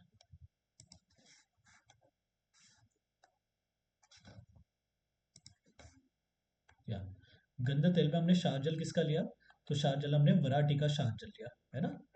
गंध तेल में तेल जो था उसको हमने क्या कर दिया, गंध वर्ग के द्रव्य वगैरह उस पर छिड़क दिया, उसमें से तेल निकाला। तो इसके मतलब ये नहीं कि गंध तेल तैयार हो गया, हमने को क्षार जल में तेल डालना है, पाक करना है और फिर क्या करना है, कल्क भी डालना है, कौन सा, रसांजन और शुंठी का, है ना। तो ये तो अपना द्रव हो गया, डेट इज लिक्विड हो गया, ठीक है। कल कौन सा लिया हमने, तो शुंठी और रसांजन, ठीक है। और तेल तो अपना जो गंध तेल था, ओके, कि तिल का तेल में हमने जो गंध वर्ग के द्रव्य वगैरह हमने मिला दिया था, ठीक है। जैसे हमने अनु तेल देखा था, अनु तेल में भी हमने तेल लिया था, ठीक है। द्रव में हमने 10 मोल क्वाथ लिया था, 4 गुना। और कल्क में हमने क्या क्या लिया था, कल्क में हमने क्या क्या लिया था, रासना यष्टि अपना मधु मधु संधि यष्टि मधु रासना रासना संधि यष्टि मधु रासना सेंधो यष्टि। तो वैसे भी यहाँ पर भी याद रखना है कि गंध तेल में तेल तो है, जिस पर हमने गंध वर्ग के द्रव्य डालकर वगैरह तिल लिया था, तिल के ऊपर आपने क्या कर दिया, गंध वर्ग के द्रव्य वगैरह से छिड़क दिया, है ना। और फिर उसमें से तेल निकाल दिया, ठीक है, दैट इज तिल का तेल, ओके। अपने को ध्यान में रखना है द्रव किसका ले रहे हैं, तो क्षार जल ले रहे हैं, किसका क्षार जल, वराटिका का क्षार जल। कल कौन सा ले रहे हैं हम, तो शुंठी और रसांजन का। जब भी कोई आप तेल पाक करते हो, घृत पाक करते हो, तो आपका द्रव्य भी होता है और आपका द्रव भी होता है ना। तो यहाँ पर द्रव्य में हमने क्या कर लिया, कल्क ले लिया, किसका, शुंठी और रसांजन का। और द्रव हमने किसका ले लिया, तो क्षार जल ले लिया, वराटिका का क्षार जल ले लिया, ऐसे याद रखना अपने को, ठीक है। तो गंध तेल में कल कौन सा है, रसांजन और शुंठी का। गंध तेल में द्रव कौन सा है, तो वराटिका का क्या अपना क्षार जल, है ना, वराटिका का क्षार जल। इसे अपने को पाक करना है और ये प्रयोग करना है कहाँ पर, कर्णशूल में। आचार्य सुश्रुत का बताते गंध तेल, भगत हो गया। भग्न में, है ना। आचार्य सुश्रुत ने गंध तेल भग्न में बताया, आचार्य चरक ने गंध तेल कहाँ बताया, कर्णशूल में बताया, याद रखो, इंपॉर्टेंट है ना। उसके बाद हम देख रहे हैं क्षार तेल, ओके, कहाँ का यूज करेंगे, बादेर्य, कर्णनाद, पुयस्त्राव, कर्णशूल, इनमें कर्ण पूरण करने के लिए प्रयोग करवाएंगे। याद कैसे रखेंगे, सिंपल, कर्णशूल, कर्ण बादिर्य, अभी सुश्रुत के अनुसार अपना चल ही रहा है ये सब, है ना, इसके लिए बता रहा हूँ। जहां पर हमने देखा था 4 डिजीज की समान चिकित्सा होती है, कर्णशूल, कर्ण बादिर्य, कर्णनाद, कर्णश्वेद, है ना, ये हम देखते हैं जिसकी समान चिकित्सा होती है। डलन बोलते सभी वात प्रधानता है, तो इसके लिए स्नेहन स्वेदन स्नेह विरेचन वगैरह हम प्रयोग करवा रहे थे, ये सब हमने देखा था। तो वैसे याद रखेंगे क्षार तेल का हम कर्ण पूरन करेंगे ना, कान में भरने के लिए प्रयोग कर पाएंगे, किधर किसमें, तो अपने को अपना सीक्वेंस बनाएंगे हम जो अपने लिए इजी है। कर्ण शूल, कर्ण बाधीर्य, है ना, कर्ण नाद और पुयस्त्राव। पुयस्त्राव जो भयंकर है वहां पर हम क्षार तेल का प्रयोग करवा रहे हैं कर्ण पूरन करने के लिए। अब क्षार तेल तो कौन सा क्षार, तो यहाँ पर शुष्क मूलक का क्षार है ना, और फिर क्या बोला है कि यहाँ पर यवक क्षार और स्वज्जिका, स्वज्जिका मतलब सज्जिक क्षार। जैसे हमने अभी क्षार गुटिका देखा था, कहाँ देखा था क्षार गुटिका, कहाँ यूज करवा रहे थे हम, मुख रोग में। क्षार कंठ गुटिका रोगों में। कहाँ यूज करवा रहे थे हम, कंठ रोगों में यूज करवा रहे थे, है ना। क्षार गुटिका में वहां पर कौन से 3 क्षार थे वहां पर, पलाशचार, मुष्कक्षार, यवक्षार। या पलाशक्षार, मुष्कक्षार और यवक्षार करके हमने देखा था, है ना। पलाशक्षार, मुष्कक्षार और यवक्षार देखा था। जहाँ पर हमने मुख रोग की चिकित्सा में तो हम देख रहे थे, बट कंठ रोग में अमृत के समान करके हमने देखा था, करकंदू प्रमाण का देखा था। तो यहाँ पर भी अपने 3 क्षार है, कौन से 3 क्षार है, एक तो सूखे हुए मूली का क्षार, दूसरा यवक क्षार और तीसरा स्वज्जिक क्षार, दैट इज सज्जिक क्षार, सज्जिक क्षार करके जिसको बोलते हैं ना हम। तो ध्यान में रखना अपने को सभी कि क्षार तेल का रोग अधिकार क्या है, तो क्षार तेल का रोग अधिकार कर्ण शूल में, कर्ण बाधिर्य और कर्ण नाद में और पुयस्त्राव, ये 4 डिजीज में हम यूज कर रहे हैं, है ना। और इसमें 3 क्षार कौन कौन से अपने, तो एक तो शुष्क मूली, सूखे हुए मूली का क्षार है, ओके, यवक क्षार है और सज्जिक क्षार है, ऐसे करके अपने को ध्यान में रखना है, ठीक है। लवन कौन सा लिया, संवत्सर लवन, इतना डीप में मत जाओ, ओके। अब एक बता, शुष्क मूलक की दोषज्ञता बताओ चरक के अनुसार, सूखा हुआ मूलिक कौन से दोष का नाश करेगा, त्रिदोष। त्रिदोष। शुष्क मूलक किसका नाश करेगा, वात कफ नामक। वात कफ, वातनाशक। वात कफ, है ना। जो बाल मूलक था वो त्रिदोष नाशक करके हमने देखा था। बाल मूलक यहाँ पर पाठ भेद करके मिल रहा है, बाल मूलक में मत जाओ, हम शुष्क मूलक देखा था हमने चरक के अनुसार, चरक सूत्र 27 में, है ना, जो क्या कहता है वात कफ नाशक होता है, ऐसे करके हम देखते हैं। तो यहाँ पर याद रखना है क्षार तेल का प्रयोग पहले याद रखो भाई किस किस में, कंटेंट बाद की बात, पहले कभी भी डिजीज याद रखना है, बाद में कंटेंट भी जाना है ना। तो हमने देखा कर्णशूल में, कर्ण बाधिर्य में, कर्ण नाद में और पुयस्त्राव, कर्ण में से कान में से पस वगैरह निकल रहे हैं, तो वहां पर हम कर्ण पूरन करने के लिए किसका प्रयोग करवा रहे हैं, क्षार तेल का प्रयोग करवा रहे हैं, ओके। वैसे अपने योग रत्नाकर बताते अपामार्ग क्षार तेल का प्रयोग हम किस पे करवाएंगे, बाधिर्य में, कर्ण नाद में। चरक ने शुष्क मूलक आदि क्षार तेल बताया जो हम बाधिर्य में, कर्ण नाद में, कर्ण शूल में और पुयस्त्राव में यूज करवा रहे थे। योग रत्नाकर ने अपामार्ग क्षार तेल बताया था कर्ण नाद और कर्ण बाधिर्य में। हैंड्रिस करके आंसर दोगे, योग रत्नाकर का हमने परसों ही देखा था, जो हम कर्ण शूल, कर्ण नाद, कर्ण बाधिर या कर्ण शूल में हम कर्ण पूरन करने के लिए कौन से स्नेह का प्रयोग करवा रहे थे,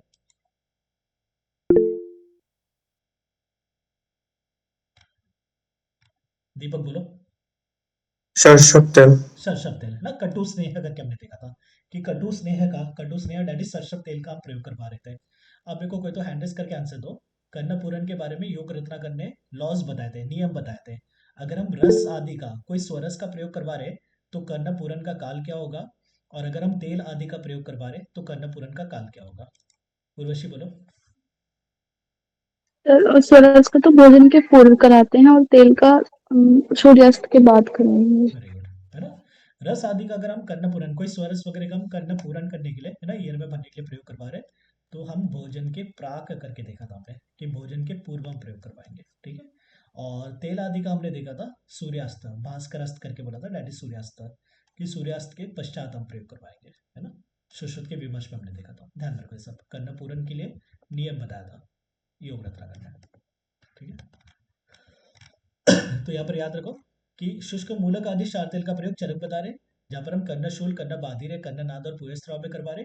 योग रत्नाकर ने कर्ण शूल, कर्ण नाद, कर्ण बाधिर, कर्ण शूल में बताया था सरसव स्नेह का प्रयोग करवाएंगे, और योग रत्नाकर ही बता रहे कर्ण बाधिर, कर्ण नाद में हम अपामार्ग क्षार तेल का प्रयोग करवा रहे करके, ठीक है।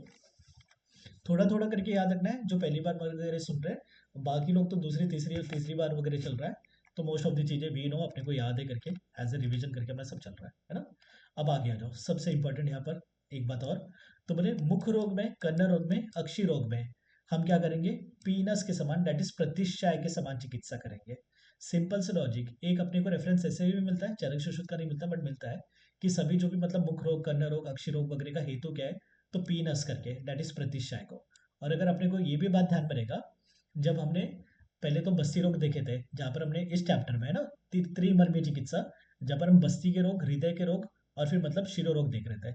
बस्ती के रोग में हमने उदावर्त देखा था, अनाहा देखा था, मूत्रकृच्छ देखा था।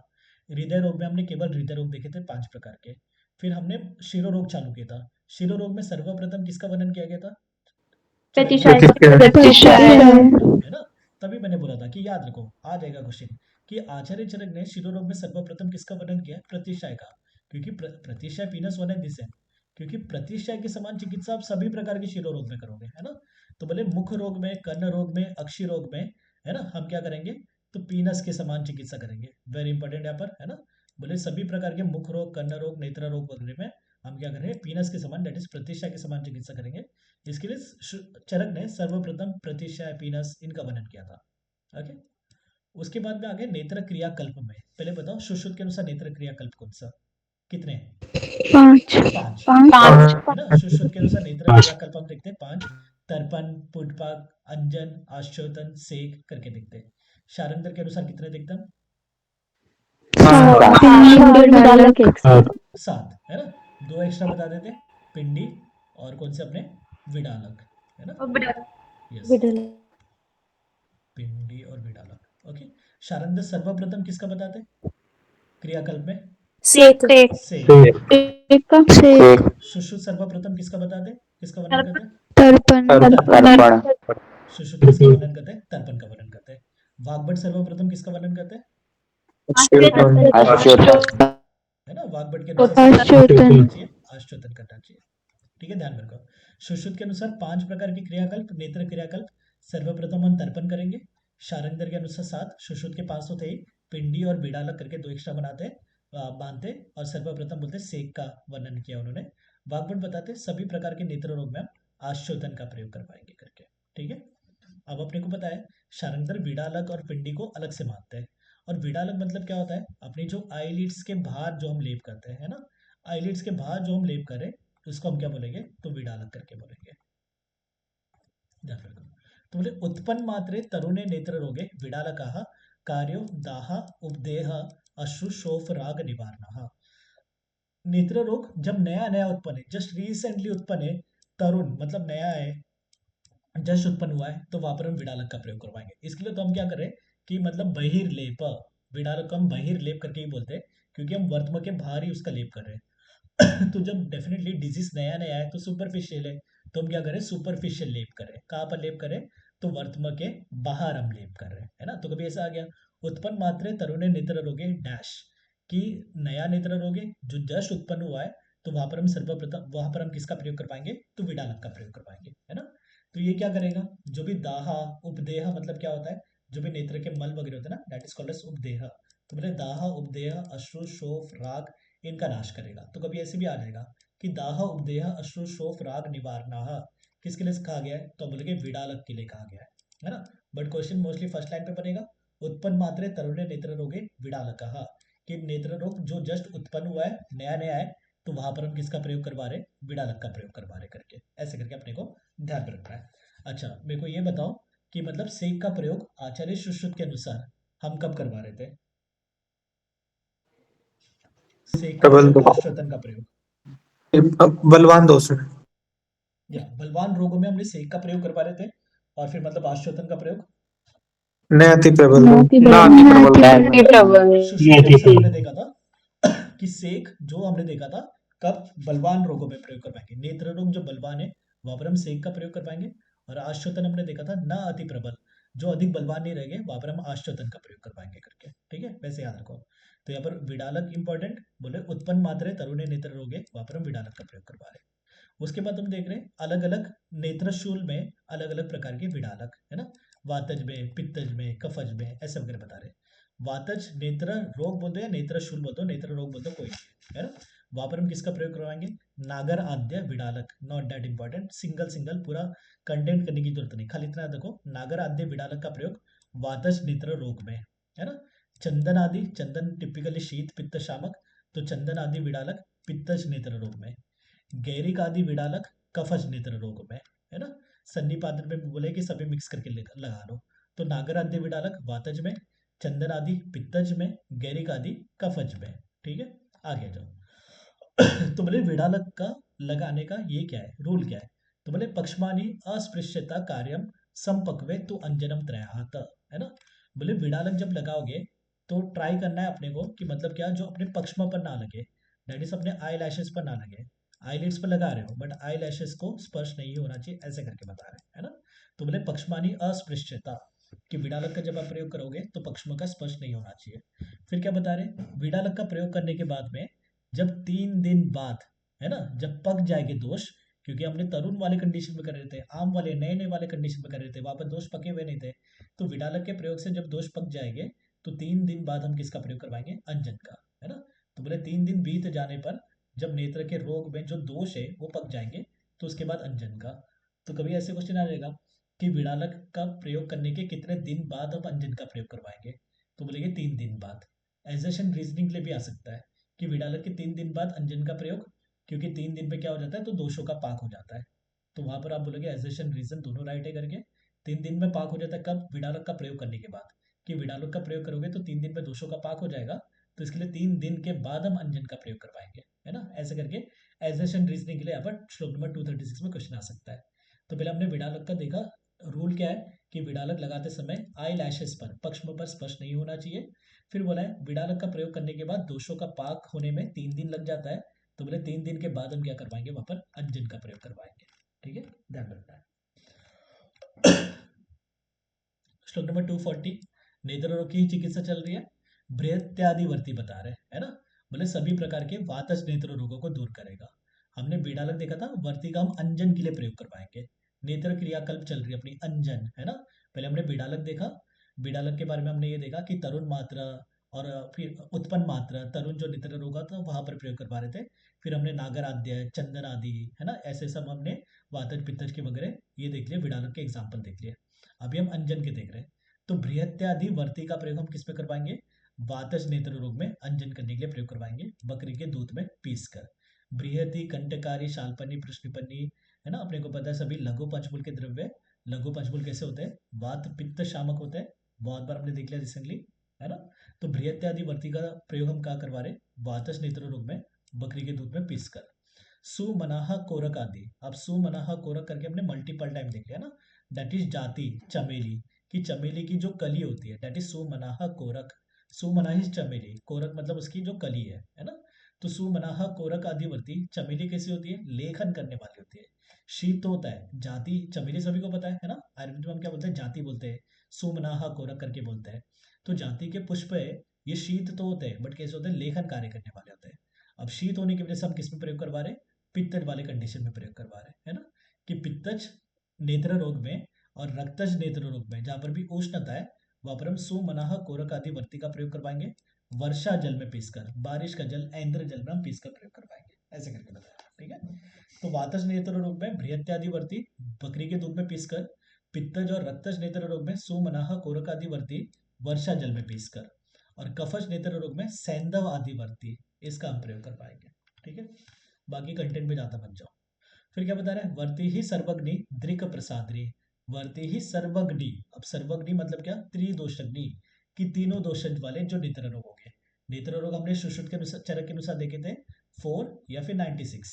4 उन्होंने बताया था वातज पित्तज कफज सन्निपातज, 96 उन्होंने बता दिया था चक्रपाणी बोलते हैं कि कराल के मत से, एक्सप्लेन नहीं किया था ना इसको, खाली 4 को एक्सप्लेन किया था। तो वातज में हम क्या करवा रहे थे, बृहत्यादिवर्ती, पित्तज में सुमनाह कोरक आदिवर्ती, कफज में सैंधवादिवर्ती, सन्निपातज में अमृतावादिवर्ती, अमृतावा मतलब गुडुची, है ना।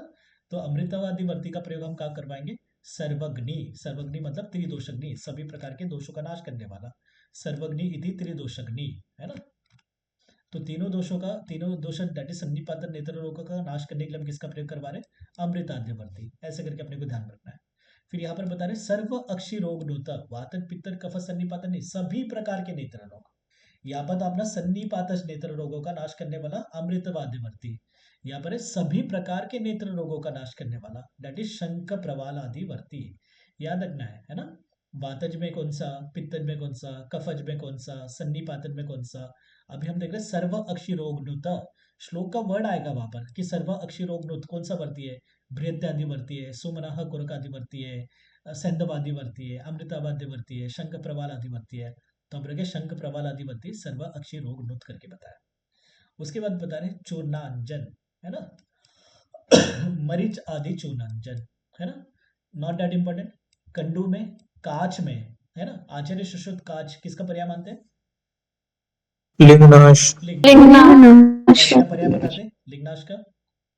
तिमिर, काच, लिंगनाश। तिमिर, कांच, तिमिर मानते हैं? नील, नीलिका, क्या? नीलिका, हाँ नीलिका, नीलिका। नीलिका या नील करके बोलो। तिमिर तो हमने तृतीय पटल तक देखा था, है ना। चतुर्थ पटल में हमने देखा था कि काच, लिंगनाश या नील या नीलिका करके बोलो, नील बोल लो, कोई ये नहीं है ना। तो काच, लिंगनाश और नील, नीलिका, नीलिका, ये सब एक दूसरे के पर्याय थे। ओके, तो हम देख रहे हैं कंडू में, काच में कफार्तानाम मलानाम च विशोधनम, है ना। तो बोले जहां पर कफ दोष से पीड़ित, है ना। और फिर बोल रहे जहां पर मतलब क्या, जो भी मल, एक्चुअली मल मतलब यहाँ पे दोष करके लिया है, नेत्र में मतलब जो भी मल निकल रहा है अपने को याद में कफज कंडीशन में। ओके, क्योंकि कंडू भी है यहाँ पर, बोले कंडू काच कफार्ता नाम मलानाम च विशोधनम, कौन सा? चूनांजन का प्रयोग, है ना। कंडू में, काच में और कफ दोष से पीड़ित नेत्र रोग में। तो कफार्ता नाम मलानाम, जब दोष दूषित हो जाता है तो मल बोलते हैं, है ना। तो कफज नेत्र रोग में कंडू, काच वगैरह ऐसे कंडीशन में चूनांजन का प्रयोग करवा रहे, है ना। हैंड रेस करके आंसर दो, सुश्रुत ने चूनांजन का प्रयोग कहाँ पर बताया था? 4 कंडीशन हमने देखे थे। राजा बोलो। अक्लीन वर्तम, नेत्र जाड्य और कंडू। वेरी गुड, है ना। प्रक्लीन वर्तमा, अक्लीन वर्तमा, नेत्र जाड्य और कंडू, वहां पर हम चूनांजन का प्रयोग करवा रहे थे। और एक अंजन देखा था हमने वहां पर, कौन सा? तुथ्यांजन। तुतांजन, है ना, तुतांजन। तो आचार्य सुश्रुत के अनुसार हमने देखा था चूनांजन या तुतांजन, जो हम प्रक्लीन वर्तमा, अक्लीन वर्तमा, नेत्र जाड्य और कंडू में प्रयोग करवा रहे थे। देखो यहाँ पर भी कंडू आ गया। जाड्य भी किसकी वजह से होता है? तो कफ की वजह से होता है ना। तो ऐसे देखा था हमने, प्रक्लीन वर्तमा, अक्लीन वर्तमा, नेत्र जाड्य और कंडू में चूनांजन का प्रयोग करवा रहे थे सुश्रुत। चरक बता रहे चूनांजन का प्रयोग कंडू, काच, कफार्तना, मलानाम च विशोधनम। चरक का ऐसा इंपॉर्टेंट नहीं, सुश्रुत का इंपॉर्टेंट है वहां पर, ठीक है। उसके बाद हम देख रहे हैं सुखावर्ती, सुखावावती, सुखावती वर्ती। तो बोले तिमिरम पटलम काचम मलम च आशु सुखावती, है ना। सुखावती वर्ती का प्रयोग हम कहाँ करवाएंगे? तिमिर में, पटलगत दोष में, पटलगत रोगों में, काच में, और बोले मलम च आशु की मतलब नेत्र के मल वगैरह का नाश करने वाला कौन सा है? सुखावती। तो ये लाइन आ सकते ना, तिमिरम पटलम काचम मलम च आशु डैश, कौन से वर्ती के कहा गया? बृहत्वादिवर्ती, अमृतावेद्यवर्ती, सैंधवादिवर्ती, सुखावती वर्ती। तो अब बोलेंगे सुखावती वर्ती, बाकी ज्यादा करने की जरूरत नहीं है। कतक, कतक का पर्याय बोलो एक फेमस। निर्मली, निर्मली, है ना। कतक के बीज को हम क्या बोलते हैं? निर्मली बीज करके बोलते हैं, है ना। कतक के बीज को हम क्या बोलेंगे? निर्मली। लैटिन में बता दो। पोटैटोरम, पोटैटोरम, स्ट्रिक्टस पोटैटोरम। स्ट्रिक्टस नक्स वोमिका किसका है? कुचला, कुपिलो, पिलू। हाँ, नक्स वोमिका किसका है? पिलू का है। ओके, स्ट्रिक्टस पोटैटोरम इस अपना कतक, कतक के बीज को हम क्या बोलेंगे? निर्मली, क्योंकि जल शोधन करने के लिए हम उसका प्रयोग करवाते हैं, है ना, वी नो। तो यहाँ पर हम देख रहे हैं सुखावती वर्ती, जिसका हम तिमिर, पटल, काच वगैरह और मल का नाश करने के लिए प्रयोग करवा रहे हैं, ठीक है। उसके बाद हम देख रहे हैं दृष्टि प्रदावर्ती, बोले जहां पर अभिन्न चक्षु कि नेत्र में कोई इंजरी होकर फटी पिटी नहीं है नेत्र, बट अंधता आ गई है, तो वहां पर हम दृष्टि प्रदावर्ती का प्रयोग करवा सकते हैं। अब नाम में दृष्टि प्रदावर्ती को जो दृष्टि प्रदान कर रहा है, कि अपनी जो खोई हुई दृष्टि की अंधता वगैरह आ गई है उसका प्रदान कर रहा है, बट कहाँ पर? निज दोषों में, आगंतुज में नहीं। इंजुरी की वजह से अगर नेत्र फट गई है तो वहां पर दृष्टि प्रदावर्ती कितना भी लगा लो तो कोई लॉजिक नहीं है ना। तो यहाँ पर देखो श्लोक में क्या बोले, दृष्टि प्रदावर्ती अंधस्य अभिन्न चक्षुषा, जहां पर अभिन्न चक्षु कि जहां पर नेत्र फटी नहीं है और आंधता आ गई है, वहां पर ऐसे कौन सी वर्ती है जो दृष्टि का प्रदान करेगी? तो अपनी दृष्टि प्रदावर्ती, है ना। तो दृष्टि प्रदावर्ती का हम प्रयोग करवाएंगे, बट अभिन्न चक्षु जहां पर नेत्र फटी नहीं है वहां पर हम प्रयोग करवाएंगे। तो इसमें जो भी द्रव्य है बनाकर हम मतलब अंजन बनाकर क्या करेंगे? ताम्र के पात्र में रखेंगे 7 दिन तक, बकरी के दूध में पीसकर वगैरह हम लगाएंगे, ठीक है ना। तो और फिर मतलब हम क्या यूज करेंगे? जहां पर भी मतलब नेत्र फटी नहीं है और आंधता हुई है वहां पर हम दृष्टि प्रदावर्ती का प्रयोग करवा रहे हैं। सुखावती वर्ती का प्रयोग कहाँ करवा रहे थे? तिमिर, पटल, काच और मल का नाश करने के लिए। देखो ऐसे सब क्वेश्चंस ये जो चरक के ना ये बने नहीं है ना, बट क्या होता है एआईपीजीटी के लास्ट वीकेंड से 3-4 साल से पेपर टफ होते जा रहे हैं। This will be unexpected, this are not the basic question, this are not the general question. ये क्वेश्चंस नॉर्मली ऐसे नहीं बनते है ना। तो अगर अपने को लग रहा है कि बहुत टाइम है, मतलब बहुत टाइम नहीं है, ये सब स्किप करना है, तो ये वाले पार्ट स्किप कर सकते हो है ना। ये जो सुखावती वर्ती है और ये फिर मतलब अलग अलग प्रकार की वर्ती, बृहत्यादि वर्ती वगैरह हम देख रहे थे, ये स्किप कर सकते हो, टाइम है तो करो, अदरवाइज ये नहीं करना है ना। तो तिमिर पटल कांच वगैरह का नाश करने वाली सुखावती वर्ती और दृष्टि का प्रदान करने वाली दृष्टि प्रदा वर्ती, जिसको हम ताम्र के पात्र में रख रहे हैं बकरी के दूध में पीस कर। ओके यहाँ पर बता रहे तिमिर अंजन, नाउ दिस इज इंपॉर्टेंट है ना। तो बोले कृष्ण सर्प का जो मुख है मरा हुआ डेफिनेटली, वहां पर हम क्या करेंगे, तो बोले काला सुरमा, दैट इज कौन सा अंजन, कौन सा अंजन रखेंगे, खाली अंजन, स्त्रोतोंजन है ना। स्त्रोतोंजन को पीसकर अपने को क्या करना है, कृष्ण सर्प के मुख में रखना है। आचार्य सुश्रुत भी बता रहे थे, कितने दिन रख रहे थे, सुश्रुत ने बताया था सर 1 मास, एक 1 मास। एक एक माह मास, दैट इज 30 दिन है ना। उसके बाद में अपने को क्या करना है कि जो सुमनह कोरक दैट इज चमेली की कली है और सेंधो नमक है, उसमें मिलाकर पीस लेना है ना। उसमें आधी मात्रा में मिलाकर वगैरह पीस लेना है। ये अपना हो गया तिमिरग्न अंजन। अब मेरे को कोई तो हैंड रेस करके आंसर दो, सेम अंजन आचार्य सुश्रुत ने कहाँ पर बताया था, जहाँ पर हमने कृष्ण सर्प के मुख में स्त्रोतोंजन रखा था, फिर बाद में हमने फिर मतलब जो चमेली है दैट इज जाती है, सेंधो लवन है, इसमें पीस कर हम प्रयोग करवा रहे थे। दीपक बोलो। वाताजी तिमिर में प्रत्यंजन। वेरी गुड, वातज तिमिर में प्रत्यंजन है ना। जो अंजन था वो तिमिर के लिए तो ये था निषेध देखा था हमने, वातज तिमिर में हमने देखा था प्रत्यंजन के रूप में हम प्रयोग करवा रहे थे, सेम बताया था, सुश्रुत ने बताया था है ना। तो यहाँ पर तो हम देख रहे तिमिरग्नम उत्तमम, जहाँ पर हम कृष्ण सर्प के मुख में रखा हुआ जो स्त्रोतोंजन है 1 महीने तक रख रहे हैं, उसके बाद में हम जाति और सेंधो लवन में इसको पीस कर मतलब प्रयोग करवा रहे हैं। तो यहाँ पर तो तिमिरग्नम उत्तमम करके बोला है, बट यहाँ पर सुश्रुत का मत लिख के रखो। सुश्रुत बता रहे थे वातज तिमिर में एज अ प्रत्यंजन करने के लिए हम प्रयोग करवा रहे थे, इसका इंपॉर्टेंट है, वहां पर याद रखो। उसके बाद बता रहे कृष्ण सर्प वसा आदि क्रिया कि कृष्ण सर्प की जो वसा है ना, उसका भी हम अंजन के लिए प्रयोग करवा सकते हैं। सर्व अक्षी रोगेशु काच अर्बुद मलेशु चा, बोले सभी प्रकार के नेत्र रोग, काच होने दो, काच नीलिका लिंगनाश वनादि सेम है ना, सुश्रुत के अनुसार 6 प्रकार के हम देखते हैं। अर्बुद नेत्र के अर्बुद होने दो, नेत्र में मल वगैरह होने दो, सभी का नाश करने वाला है। कृष्ण सर्प आदि कृष्ण सर्प वसा आदि जो क्रिया है दैट इज मतलब अंजन बनाकर प्रयोग करवा रहे हैं हम है ना। अब अंजन के हमने स्वरूप भेद अनुसार 3 प्रकार देखे थे, कौन से 3 प्रकार देखे थे स्वरूप भेद अनुसार, गुटिका चूर्ण गुटिका रसक्रिया। रसक्रिय चूर्ण। गुटिका रसक्रिया चूर्ण, सीक्वेंस होना चाहिए ना, क्योंकि सबसे बलवान कौन सा था इसमें, गुटिका। गुटिका गुटिका वर्ती वन एंड है ना। अभी हम देख रहे हैं रस क्रिया कि कृष्ण सर्प आदि, कृष्ण सर्प वसा आदि रस क्रिया का प्रयोग हम सभी प्रकार के नेत्र रोग में करेंगे, काच में, अर्बुद में और नेत्रमल में भी प्रयोग करवाएंगे है ना। ठीक है, याद रखोगे यहाँ पर तिमिरग्नम उत्तमम, जहाँ पर हमने कृष्ण सर्प के मुख में रखा हुआ स्त्रोतंजन उसका हम प्रयोग करवा रहे थे। सुश्रुत ने बताया था वो वातज तिमिर में हम प्रत्यंजन के रूप में प्रयोग करवा रहे थे। ठीक है उसके बाद श्लोक नंबर 262 नेत्र रोग चले गया। यहाँ पर हम आ रहे हैं खालित्य पालित्य हरिलोम में। हमने देखा था खालित्य जहाँ पर वात आदि दोष तेज के साथ मिलकर केश जो लोम था या फिर वी कैन से केश के जो ये थे मुख थे उसका क्या कर रहे थे, दग्ध कर रहे थे है ना। और जो पालित्य में हमने देखा था अल्प दग्ध कर रहे थे, हरिलोम में हमने देखा था अति अल्प दग्ध कर रहे थे है ना। तो यहाँ पर चिकित्सा बता रहे, लक्षण तो हमने देख लिया था, बोले खालित्य पालित्य वली, वली मतलब रिंकल्स, और हरिलोमा दैट इज बंदर के समान अपने बाल वगैरह पक गए। ओके, तो वहां पर हम क्या करेंगे, शोधन करेंगे है ना। फिर बाद में उन्होंने बोला नस्से का प्रयोग करवाओ, फिर क्या बता रहे शिरोह तैले ही दैट इज शिरो बस्ती वगैरह, सिर पर तेल वगैरह लगाओ करके है ना।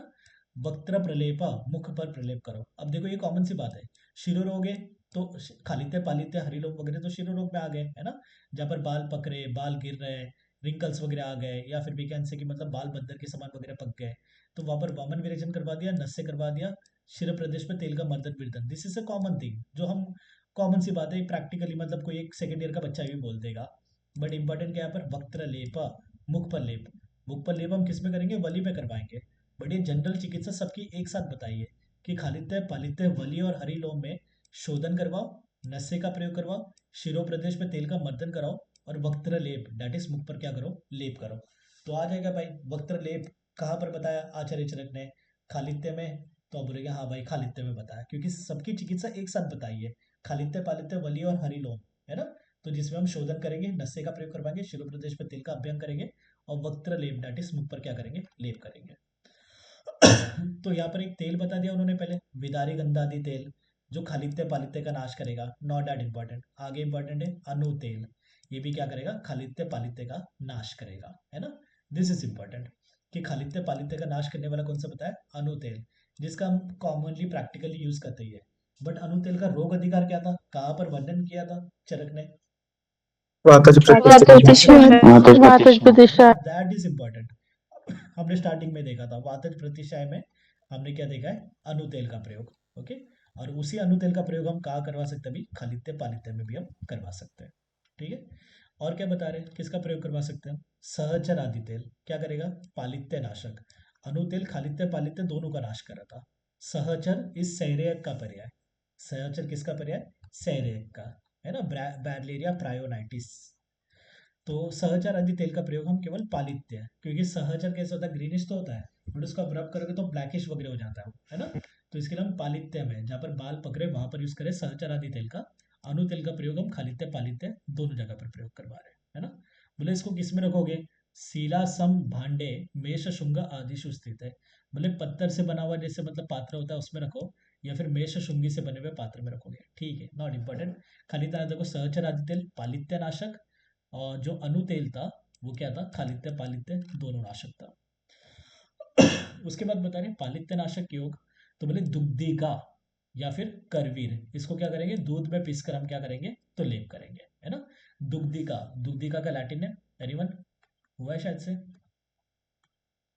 यूफोर्बिया यूफोर्बिया हेटा। हेटा। यूफोर्बिया हेटा, है ना। दुग्धी का इस यूफोर्बिया हेटा, ध्यान में रखो, है ना।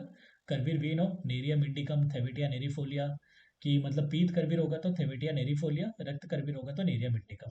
तो दुग्धिका और करवीर इनको हम क्या करेंगे, बकरी के दूध में पीस कर लेप करवाएंगे पालित्य में। बोले बाल पहले खाड़ उखाड़ दो, जो भी बाल पक गए, उसमें दुग्धी का बहुत ही कॉमनली मिल जाता है ना, वेड करके मिलता है, छोटे छोटे रहते हैं, हार्डली मतलब 8 इंच 6 इंच या 1 फीट के ऊपर वगैरह नहीं होता, बहुत ही छोटे छोटे होते हैं। तो बोले दुग्धी का करवीर का अपने को क्या करना है, सिर में पीसकर लेप करना है, पालित्य नाशक में बताया, है ना। बाकी यहाँ पर मार्का सोरस डेट इज भारंगी का सोरस आ गया, है ना। तो बोले भारंगी का सोरस, गोदुग्ध, फिर यष्टि मधु 2 पल वगैरह ले लो, है ना। ये सब मतलब उन्होंने यष्टि मधु 1 पल लेना है, तिल का तेल वगैरह 1 पल लेना है। बोले इनका पाक करना है, दैट इज मतलब वही भारंगी तेल बता रहे वो, और सॉरी भारंगी बोल रहा हूँ, भृंगराज बता रहे। मार्को किसका पर्याय, तो भृंगराज का पर्याय, भृंगराज हम यूज करते हैं, वी ऑल नो, कुछ करने की जरूरत नहीं, पालित्य में यूज कर रहे हैं। उसके बाद महानील तेल, ये इंपॉर्टेंट है। महानीलम इति ख्यातम पलितग्नम उत्तमम, बोले पलित नाशक में क्या बोला, इसको उत्तम करके बोला है।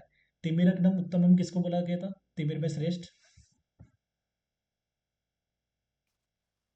किसको बोला गया था, तिमिरग्नंज याद तिमिरंजन। रघुनंदन जो स्त्रोतवंजन हमने देखा था, कृष्ण सबके मुख में रख रहे थे, है ना। और फिर बाद में हमने चमेली और सेंधों पे पीस कर वगैरह प्रयोग करवा रहे थे, उसको हमने देखा था तिमिरग्नम उत्तमम। पलित में उत्तमम, पालित्य में उत्तम किसको बोला, महानील। अब नील दैट इज नीली नी इंडिगो फेरा टिंक्टोरिया, नाम में ये नील की ब्लूइश वगैरह करके, है ना। तो मतलब हेयर को भी क्या करेगी, कलरेशन वगैरह करेगी, ब्लैकिश, मतलब डार्क ब्लैक वगैरह, ब्लूइश थोड़ा हल्का सा। तो पलितग्नम उत्तमम करके बोला है किसको, महानील तेल को। अब महानील में से तो तेल नहीं निकलने वाला है, तो नील आदि द्रव्य को हम क्या करेंगे, विभितक के तेल में पाक करेंगे, है ना। किस में पाक करेंगे, विभितक तेल। वही बात है यहाँ पर कि तेल पाक करना है, तो तेल ले लिया हमने, स्वरस ले लिया, और कल्क के लिए द्रव्य ले लिए। कल्क के लिए द्रव्य कौन से लिए, तो बोले आम्रस्ती करदम, है ना, कृष्णा विष्णा, ये सब उन्होंने ले लिया। पहले तो उन्होंने इधर से स्टार्ट किया, आदित्य वल्ल्या मूलानी कृष्ण सेरेकस से जा करके, है ना। तो कल्क लेना है अपने को, तेल लेना है और द्रव लेना है। बार बार हम देख रहे हैं ना, अनु तेल में भी हमने देखा, अभी महानील तेल में भी देख रहे हैं। तो यहाँ पर तेल कौन सा लेंगे हम, तो विविधकी का तेल लेंगे, दिस इज इंपॉर्टेंट, है ना। महानील तेल में हमने तेल कौन सा लिया, विविधकी का तेल लिया। सोरस किसका लिया, आम्लकी का सोरस लिया, और कितना लेंगे, 4 गुना। जैसे हमने अनु तेल में भी देखा था कि जो द्रव था वहां पर हम 10 मूल का क्वाथ ले रहे थे, 4 गुना हम 10 मूल का क्वाथ ले रहे थे, है ना, अनु तेल में जब हमने देखा था। एक मिनट। और वैसे हम देख रहे हैं महानील तेल में भी अपने को द्रव लेना है, कल्क लेना है, तेल लेना है, ठीक है। जो तेल लिया हमने वो कौन सा तेल लिया, विबितकी का तेल, वो याद रखो, कल यहाँ पर इंपॉर्टेंट नहीं। द्रव कौन सा लिया हमने, आमलकी का सोरस लिया, कितना लिया, ये भी हमने 4 गुना लिया, है ना। जब भी आप तेल पाक करोगे तो वहाँ पर डेफिनेटली वहाँ पर कल्क भी आएगा, तेल भी आएगा, द्रव भी आएगा। तो कल्क यहाँ पर इंपॉर्टेंट नहीं, कौन सा कल्क ले रहे हैं, तेल याद रखो विबितकी का तेल ले रहे हैं, और द्रव मतलब लिक्विड कौन सा ले रहे हैं हम, आमलकी का सोरस ले रहे हैं, 4 गुना ले रहे हैं। अणु तेल में हमने देखा था वहाँ पर हम द्रव 10 मोल का क्वाथ ले रहे थे, 4 गुना ले रहे थे, है ना, ऐसे याद रखना है। तो महानील तेल में विविध की तेल है, धात्री रस दैट इज आमल की सोरस 4 गुना है। फिर क्या बोला है, महानील जो तेल है पालित्य में श्रेष्ठ करके बताया। फिर क्या बोला है, चक्षुष्यम आयुष्यम शिरसह सर्वरोगनुता, कि चक्षुष्य आयु के लिए हित करे, शिरा प्रदेश के सभी रोगों का नाश करने वाला है। ठीक है, ये रीड कर लो, है ना, मेन याद रखोगे। पलितग्नम उत्तमम, दूसरा आ जाएगा महानील तेल में कौन सा तेल लिया गया है, तिल का तेल, सरसव का तेल, विबितकी का तेल, है ना, कुसुम्ब का तेल, तो आप बोलोगे विबितकी का तेल। और कौन सा सोरस लिया गया है, कौन सा लिक्विड लिया गया है, तो बोलेंगे आमलकी का सोरस लिया गया है। ये 2 बातें यहाँ पर अच्छी तरह से याद रखोगे, है ना। फिर आप बता रहे प्रपंडरिक आदि तेल, बोले सिद्धः स प्रतिमशः स्यात् सर्वमूर्ध गदापः, सभी प्रकार के शिरोरोग का नाश करेगा। कैसे यूज करने पर, एज अ प्रतिमश नस्य के यूज करने पर, प्रतिमश नस्य जो हम डेली यूज करते हैं, है ना। तो बोले प्रपंडरिक आदि तेल का प्रतिमश नस्य विधि से अगर आप प्रयोग करोगे तो सभी प्रकार के शिरोरोग का नाश करेगा। पलितग्नो विशेषेण कृष्ण आत्रेण भाषिता, विशेष करके पालित्य का नाश करेगा। और किसने बताया, कृष्ण आत्रे ने बताया। हमने देखा है नवायश चूर्ण, नागराध्य चूर्ण, ये सभी हमने देखा कृष्ण आत्रे ने बताया था। प्रपंडरिक आदि तेल भी कौन बता रहे, कृष्ण आत्रे बता रहे। तो प्रपंडरिक आदि तेल का कॉमन क्वेश्चन क्या बनेगा, ये लाइन देंगे कि प्रतिमर्शः स्यात् सर्वमूर्ध गदापः, कि प्रतिमर्श विधि से प्रयोग करने पर सभी प्रकार के शिरोरोगों का नाश करने वाला कौन सा तेल है। ऑप्शन आएगा प्रपंडरिक आदि तेल, अनु तेल, महानील तेल। हम सोचेंगे अनु तेल, क्योंकि प्रैक्टिकली हम अनु तेल बहुत ही कॉमनली यूज करते हैं एज अ प्रतिमर्श नस्य के रूप में, है ना। तो हम नॉर्मली सोचेंगे अनु तेल के लिए, बट अनु तेल के लिए ऐसा कोई रेफरेंस नहीं आया हुआ है।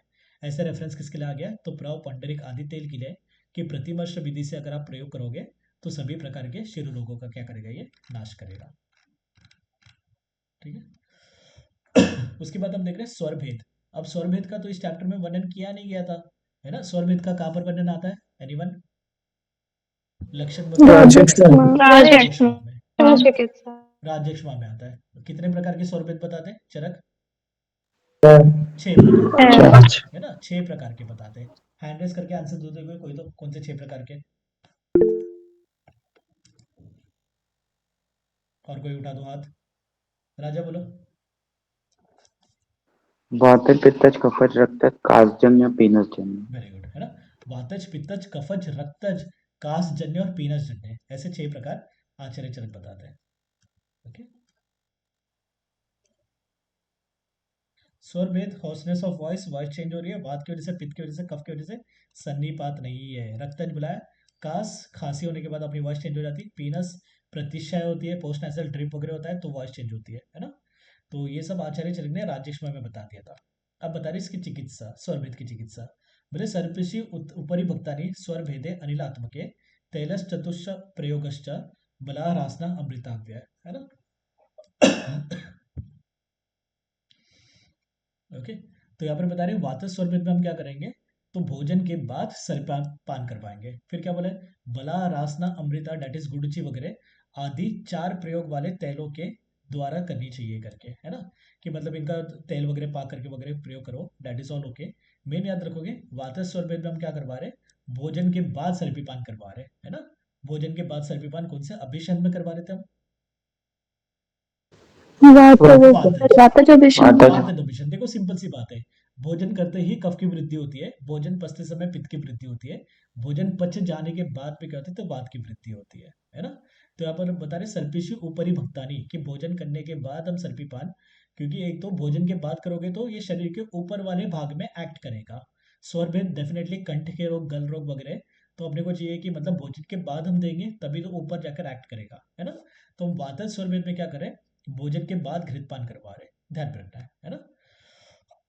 फिर क्या बता रहे, वातज स्वर भेद की चिकित्सा में मायुर्घृत, मायुर्दुग्ध और त्रयोष्ण घृत का प्रयोग बता रहे। मायुर्घृत, महामायुर्घृत का रोग अधिकार क्या देखा था हमने, वातज शिरोरोग। वातज शिरोरोग। वातज शिरोरोग, है ना।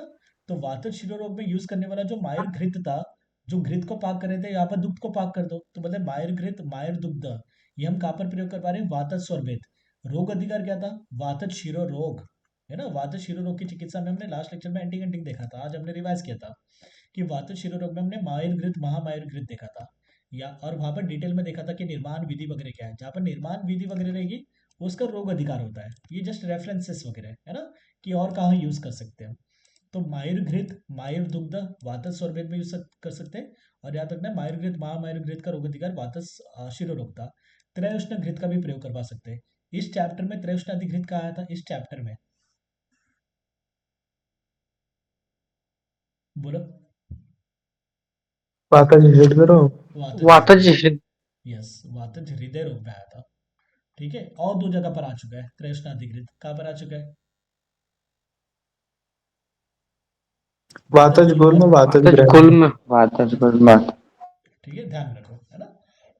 वातज गुल में भी हमने त्रैष्ण अधिकृत देखा था, वातज ग्रानी में भी हमने त्रैष्ण अधिकृत देखा था, और वातज हृदय रोग में भी हमने इस चैप्टर में त्रैष्ण अधिकृत देखा था।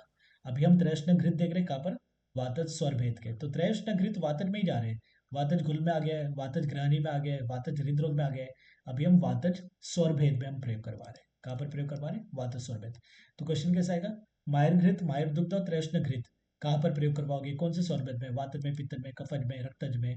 तो योर आंसर शुड बी वातज स्वरभेद में हम मायर घृत मायर दुग्ध और त्रैष्ण घृत का प्रयोग करवा रहे हैं। पित्तज में क्या करवाएंगे, विरेचन, कॉमन सी बात है ना, पित्तज में विरेचन करवाएंगे। पेस्ट मधुर है श्रितम, मधु द्रव्य से सिद्ध दुग्ध का प्रयोग करवाएंगे, टिपिकली पित्तनाशक। सर्पी गुड़ का प्रयोग करवाएंगे, तिक्त घृत का प्रयोग करवाएंगे, जीवने घृत का प्रयोग करवाएंगे, और वासा घृत का प्रयोग करवाएंगे, है ना। सर्पी गुड़ का रोग अधिकार बोलते जाओ, सचिन तिक्त घृत महातिक्त घृत का रोग अधिकार, कुष्ठ जीवने घृत का रोग अधिकार, वात रक्त, है ना। जीवने घृत का रोग अधिकार वात रक्त, वासा घृत का रोग अधिकार रक्तपित्त। और ज्वर में गुल में, है ना। वासा आदि जोर में आता डेफिनेटली, है ना। वासा घृत करके हमने गुल में भी देखा था। ओके। तो यहाँ पर सभी इंपॉर्टेंट। ओके, सर्पी गुड़ जो शतशीन में, तिक्त घृत, जीवने घृत और वासा घृत। यहाँ पर बोले वासा घृत कौन सा, जो रक्त पित्त का, सभी पित्तनाशक है। जीवने घृत में मधुर शीत द्रव्य पित्तनाशक, वासा तिक्त शीत पित्तनाशक, तिक्त रसात्मक द्रव्य से सिद्ध घृत पित्तनाशक। सर्पी गुड़ का हम शतशीन में प्रयोग करवा रहे थे, जहाँ पर ब्लीडिंग वगैरह पूरा प्रदेश में शत हो रहा था, ब्लीडिंग हो रहा था, तो वैसे सब प्रयोग करवा रहे हैं। तो सर्पी गुड़ का, तिक्त घृत का, जीवने घृत का और वासा घृत का प्रयोग हम किस में प्रयोग करवा रहे हैं, पित्त स्वरभेद। इंपॉर्टेंट, लॉजिक के साथ, है ना, लॉजिक है पूरा, यहाँ पर ध्यान में रखना है। कफन वाले में क्या करवाएंगे, तीक्ष्ण शिरो विरेचन। 100 बार बोलते हैं मैंने ना कि शिरो विरेचन, शिरो विरेचन हम कफन वाले में मोस्टली कराते हैं, क्योंकि कफ शिरा प्रदेश में भरा रहता है। तो शिरो विरेचन में हम क्या करवा रहे हैं, दोषों को बाहर निकाल रहे हैं। तो इसके लिए कफत शिरोबिंद में हम शिरो विरेचन रस्सी का प्रयोग करवा रहे हैं। विरेचन करवाएंगे, वमन करवाएंगे, धूमपान करवाएंगे, यव अन्न और कटु seven. Now this is important. Okay, अब देखो कफज वाला है तो वमन इज अ कॉमन थिंग, कफज में हम वमन करवाएंगे। बट कफज स्वरभेद में याद रखना है कि वमन के साथ विरेचन भी बोला है, पित्तन में केवल विरेचन बोला है, which is very much logical thing कि पित्तन में विरेचन आ गया। कफन में वी नो कि वमन श्रेष्ठ चिकित्सा होती है, बट यहाँ पर विरेचन भी बताया, तो भी आ जाएगा भाई, स्टेटमेंट के लिए आ जाएगा कि कफत स्वरभेद में वमन करवाना चाहिए, पहला स्टेटमेंट। दूसरा आ जाएगा कफत स्वरभेद में विरेचन करवाना चाहिए। ऑप्शन रहेंगे, both the options are correct, both the options are incorrect, option 1 is correct, second is incorrect, 1 is incorrect, second is correct. We will think अच्छा यार कफन है तो वमन तो करवाएंगे, तो 1 इज करेक्ट। बट यहाँ पर याद रखना है वमन के साथ विरेचन भी बोला है ना, वमन विरेचन दोनों बोला है। अब यह वर्ण का तो हमने 100 बार रिसेंटली देख लिया कि हम कफट वाले कंडीशन में प्रयोग करवाते हैं, क्योंकि यव कैसा होता है, रुक्ष होता है, तो हम कफट वाले में प्रयोग करवाएंगे। अब कटुरसात्मक द्रव्य भी क्या करेंगे, पित्त की वृद्धि करेंगे, वात की वृद्धि करेंगे, कफ का ही नाश करेंगे। तो यव और कटु अन्न सेवनम, कटु सेवनम, ये किसमें, कफत स्वर भेद में। मेन याद रखना अपने को, वमन और विरेचन दोनों करवा रहे। शिरो विरेचन is a very basic thing जो हम कफट में ही करवाते हैं mostly. 90% of the time you will say कि जो शिरो विरेचन नस्य का प्रयोग हम कफन वाले में प्रयोग करवाते हैं, है ना। तो शिरो विरेचन नस्य, वमन विरेचन, ये याद रखना है। यव अन्न और कटु सेवन, ये हम कफत स्वरभेद में प्रयोग करवा रहे हैं। रक्तजे स्वरभेदे तो सघृत जांगर रसः द्राक्षा विदारी इक्षु रसः सघृत सौदर शक्राः। रक्त स्वरभेद में हम क्या करवाएंगे, जांगल मांस रस में घृत मिलाकर सेवन करवाएंगे, है ना। तो तो वी विल नॉर्मली थिंक भाई ये वातज की चिकित्सा वगैरह होनी चाहिए थी, पित्तज की होनी चाहिए थी, है ना। बड़े रक्तज में बता रहे स्वर भेद के 6 प्रकार में रक्तज है, सन्निपातज नहीं है, ध्यान में रखना। वातज, पित्तज, कफज, रक्तज, काशजन्य, पीनसजन्य है। ये हम राजयक्ष्म चिकित्सा, चरक चिकित्सा 8 में देख चुके हैं। तो रक्तज स्वर भेद में हम जांगल मांस रस पे क्या करवा रहे हैं, घृत मिलाकर सेवन करवा रहे हैं, इंपॉर्टेंट। फिर उसके बाद क्या बता रहे, यथोक्तम च क्षय कासग्नम तत्च सर्वम चिकित्सितम पित्त स्वर भेदग्नम सिरा वेदश्च रक्तजे, है ना। बोले जो भी चिकित्सा क्षयज कास की थी, कास के हमने 5 प्रकार देखे थे, वातज, पित्तज, कफज, शतज, क्षयज। तो क्षयज कास के समान चिकित्सा हम रक्तज स्वर भेद में करवाएंगे। पित्तज स्वर भेद की चिकित्सा भी हम रक्तज स्वर भेद में करवाएंगे, कॉमन सी बात। रक्तज स्वर भेद में हम क्या करवाएंगे, सिरा भेद करवाएंगे। जहां पर भी पित्तज और रक्तज दोनों प्रकार आ जाते हैं कोई भी डिजीज के, तो ये कॉमन सी बात है कि रक्तज वाले कंडीशन में पित्तज के समान चिकित्सा करेंगे, ये कॉमन सी बात है। ये बहुत बात देख लेते हैं हम कि विद्रदी वगैरह हो गए, कुछ भी हो गया, अर्बुद द्रिबुद कुछ भी देख रहे हैं कि रक्तज वाले में हम क्या करवाते हैं, पित्तज के समान चिकित्सा करवाते हैं, है ना। तो रक्तज स्वर भेद में हम पित्त स्वर भेद के समान चिकित्सा कराएंगे, ये कोई बड़ी बात नहीं है। मेन एग्जाम में क्वेश्चन कैसे आएगा कि कौन से स्वर भेद में हम क्षयज कास के समान चिकित्सा कराते हैं। वी विल नॉर्मल थिंक अच्छा भाई क्षयज है तो वात होना चाहिए करके, है ना। तो उल्टा देंगे, वो ऐसे नहीं देंगे कि रक्तज स्वर भेद में क्षयज कास के समान। क्वेश्चन आएगा क्षयज कास में के समान चिकित्सा कौन से स्वर भेद में करवाएंगे, वातज में, पित्तज में, कफज में, रक्तज में। तो आवर आंसर शुड बी रक्तज, वहां पर वातज नहीं लगा के आना, है ना। रक्तज में हम क्या कर रहे हैं, तो क्षयज कास के समान चिकित्सा करा रहे हैं, पित्तज स्वर भेद के समान चिकित्सा करवा रहे हैं, और रक्तज है, रक्त की दृष्टि है, तो वहां पर हम सिरावेद करवाएंगे, which is a common thing, है ना। तो यहाँ पर कोई बड़ी बात नहीं है, सिरावेद हम करवा रहे हैं, ठीक है। तो मेन याद रखोगे क्षयज कास के समान चिकित्सा किसमें बताया, रक्तज स्वरभेद में बताया हुआ है। श्लोक नंबर 290, सन्निपाते हिता सर्वा क्रिया ना तो सिरावेदा इति उत्तम स्वरभेद से समासेन चिकित्सितम। सन्निपात स्वरभेद भले ही प्रकार में नहीं माना था, है ना, बट यहाँ पर जब चिकित्सा में बता दिया उन्होंने सन्निपात स्वरभेद के बारे में, प्रकार में बिल्कुल नहीं है ना। तो बोले सन्निपातन में क्या करोगे, सभी की चिकित्सा करोगे, वात पित्त कफ सभी की चिकित्सा करोगे, सिरावेद नहीं करोगे। तो सिरावेद कौन से स्वरभेद में कर रहे हैं, तो रक्तज में। सिरावेद कौन से स्वरभेद में नहीं कर रहे, तो सन्निपातन में सिरावेद का हम प्रयोग नहीं कर पा रहे। सन्निपातन में ये तो कॉमन सी बात होती है, वात पित्त कफ तीनों के लक्षण मिलते हैं, तीनों की चिकित्सा करेंगे। तो वो कुछ नहीं करना है, क्या करोगे कि कौन से स्वरभेद में सिरावेद हम करेंगे, तो रक्तज में। कौन से स्वरभेद में हम सिरावेद नहीं करेंगे, तो सन्निपातन में हम सिरावेद का प्रयोग नहीं कर पाएंगे। ओके, चैप्टर एंड हो रहा है, कंक्लूड कर रहे भी हो, है ना। तो बोले त्रिमर्म रोगों की सामान्य चिकित्सा, यहाँ पर त्रिमर्म हमने कौन कौन से देखे थे, बस्ती, हृदय और शिर। तो बोले बस्ती में तो बोले वातनाशक चिकित्सा, हृदय प्रदेश में पित्तनाशक चिकित्सा हृदय प्रदेश के रोगों में, और शिरो प्रदेश के रोगों में हम क्या करेंगे, कफनाशक चिकित्सा करेंगे, क्योंकि वात पित्त कफ के मतलब क्या होते हैं, तो स्थान होते हैं। तो इसके लिए हम बस्ती प्रदेश के रोगों में बस्ती का प्रयोग करवाएंगे, ओके। हृदय प्रदेश के रोगों में हम क्या करवाएंगे, तो विरेचन का प्रयोग करवाएंगे, और शिर प्रदेश के रोगों में हम क्या करवाएंगे, तो वमन करवाएंगे, ओके। तो यहाँ पर अपने को ध्यान में रखना है बस्ती, हृदय, मर्म, ये 3 सीक्वेंस अपना। तो यहाँ पर अपना वात पित्त कफ बता रहे, वात के लिए बस्ती का प्रयोग, पित्त के लिए अपना विरेचन का प्रयोग, और शिर प्रदेश के रोगों के लिए हम क्या करेंगे, तो वहां पर वमन का प्रयोग करवाएंगे, ओके। तो अभी एग्जाम में क्वेश्चन कैसे आएगा कि बस्ती प्रदेश में मतलब कौन से दोषज रोग देखे जाते करके अधिकतर, तो बोलेंगे वातज, हृदय प्रदेश में पित्तज, है ना, और शिरो प्रदेश में या शिर प्रदेश में जो होने वाले वो कैसे, तो कफज है करके। हृदय पे कफज लगा के नहीं आना वहां पर, है ना। हृदय में अपने को ध्यान में रखना है साधक पित्त का स्थान वगैरह करके। शिर सबसे ऊपर चले गया तो वो कफ का स्थान है, ठीक है। हृदय में यहाँ पर पित्त के रोग बताए, और बस्ती में उन्होंने वात के रोग बताए। लास्ट के 2 रेफरेंस के लिए, तो बोले अध्यात्म लोको वात अद्यहि लोको वात रविब इंदुभिः पीड्यते धार्यते च एव विकृता अविकृता ही ततः। बोले जैसे वात दैट इज वायु, रवि सूर्य, और इंदु मतलब चंद्र, है ना, ये क्या करते हैं, इस जगत का क्या करते हैं, पीड़न और धारण करते हैं। कब, विकृत होने पर क्या करेंगे, पीड़न करेंगे।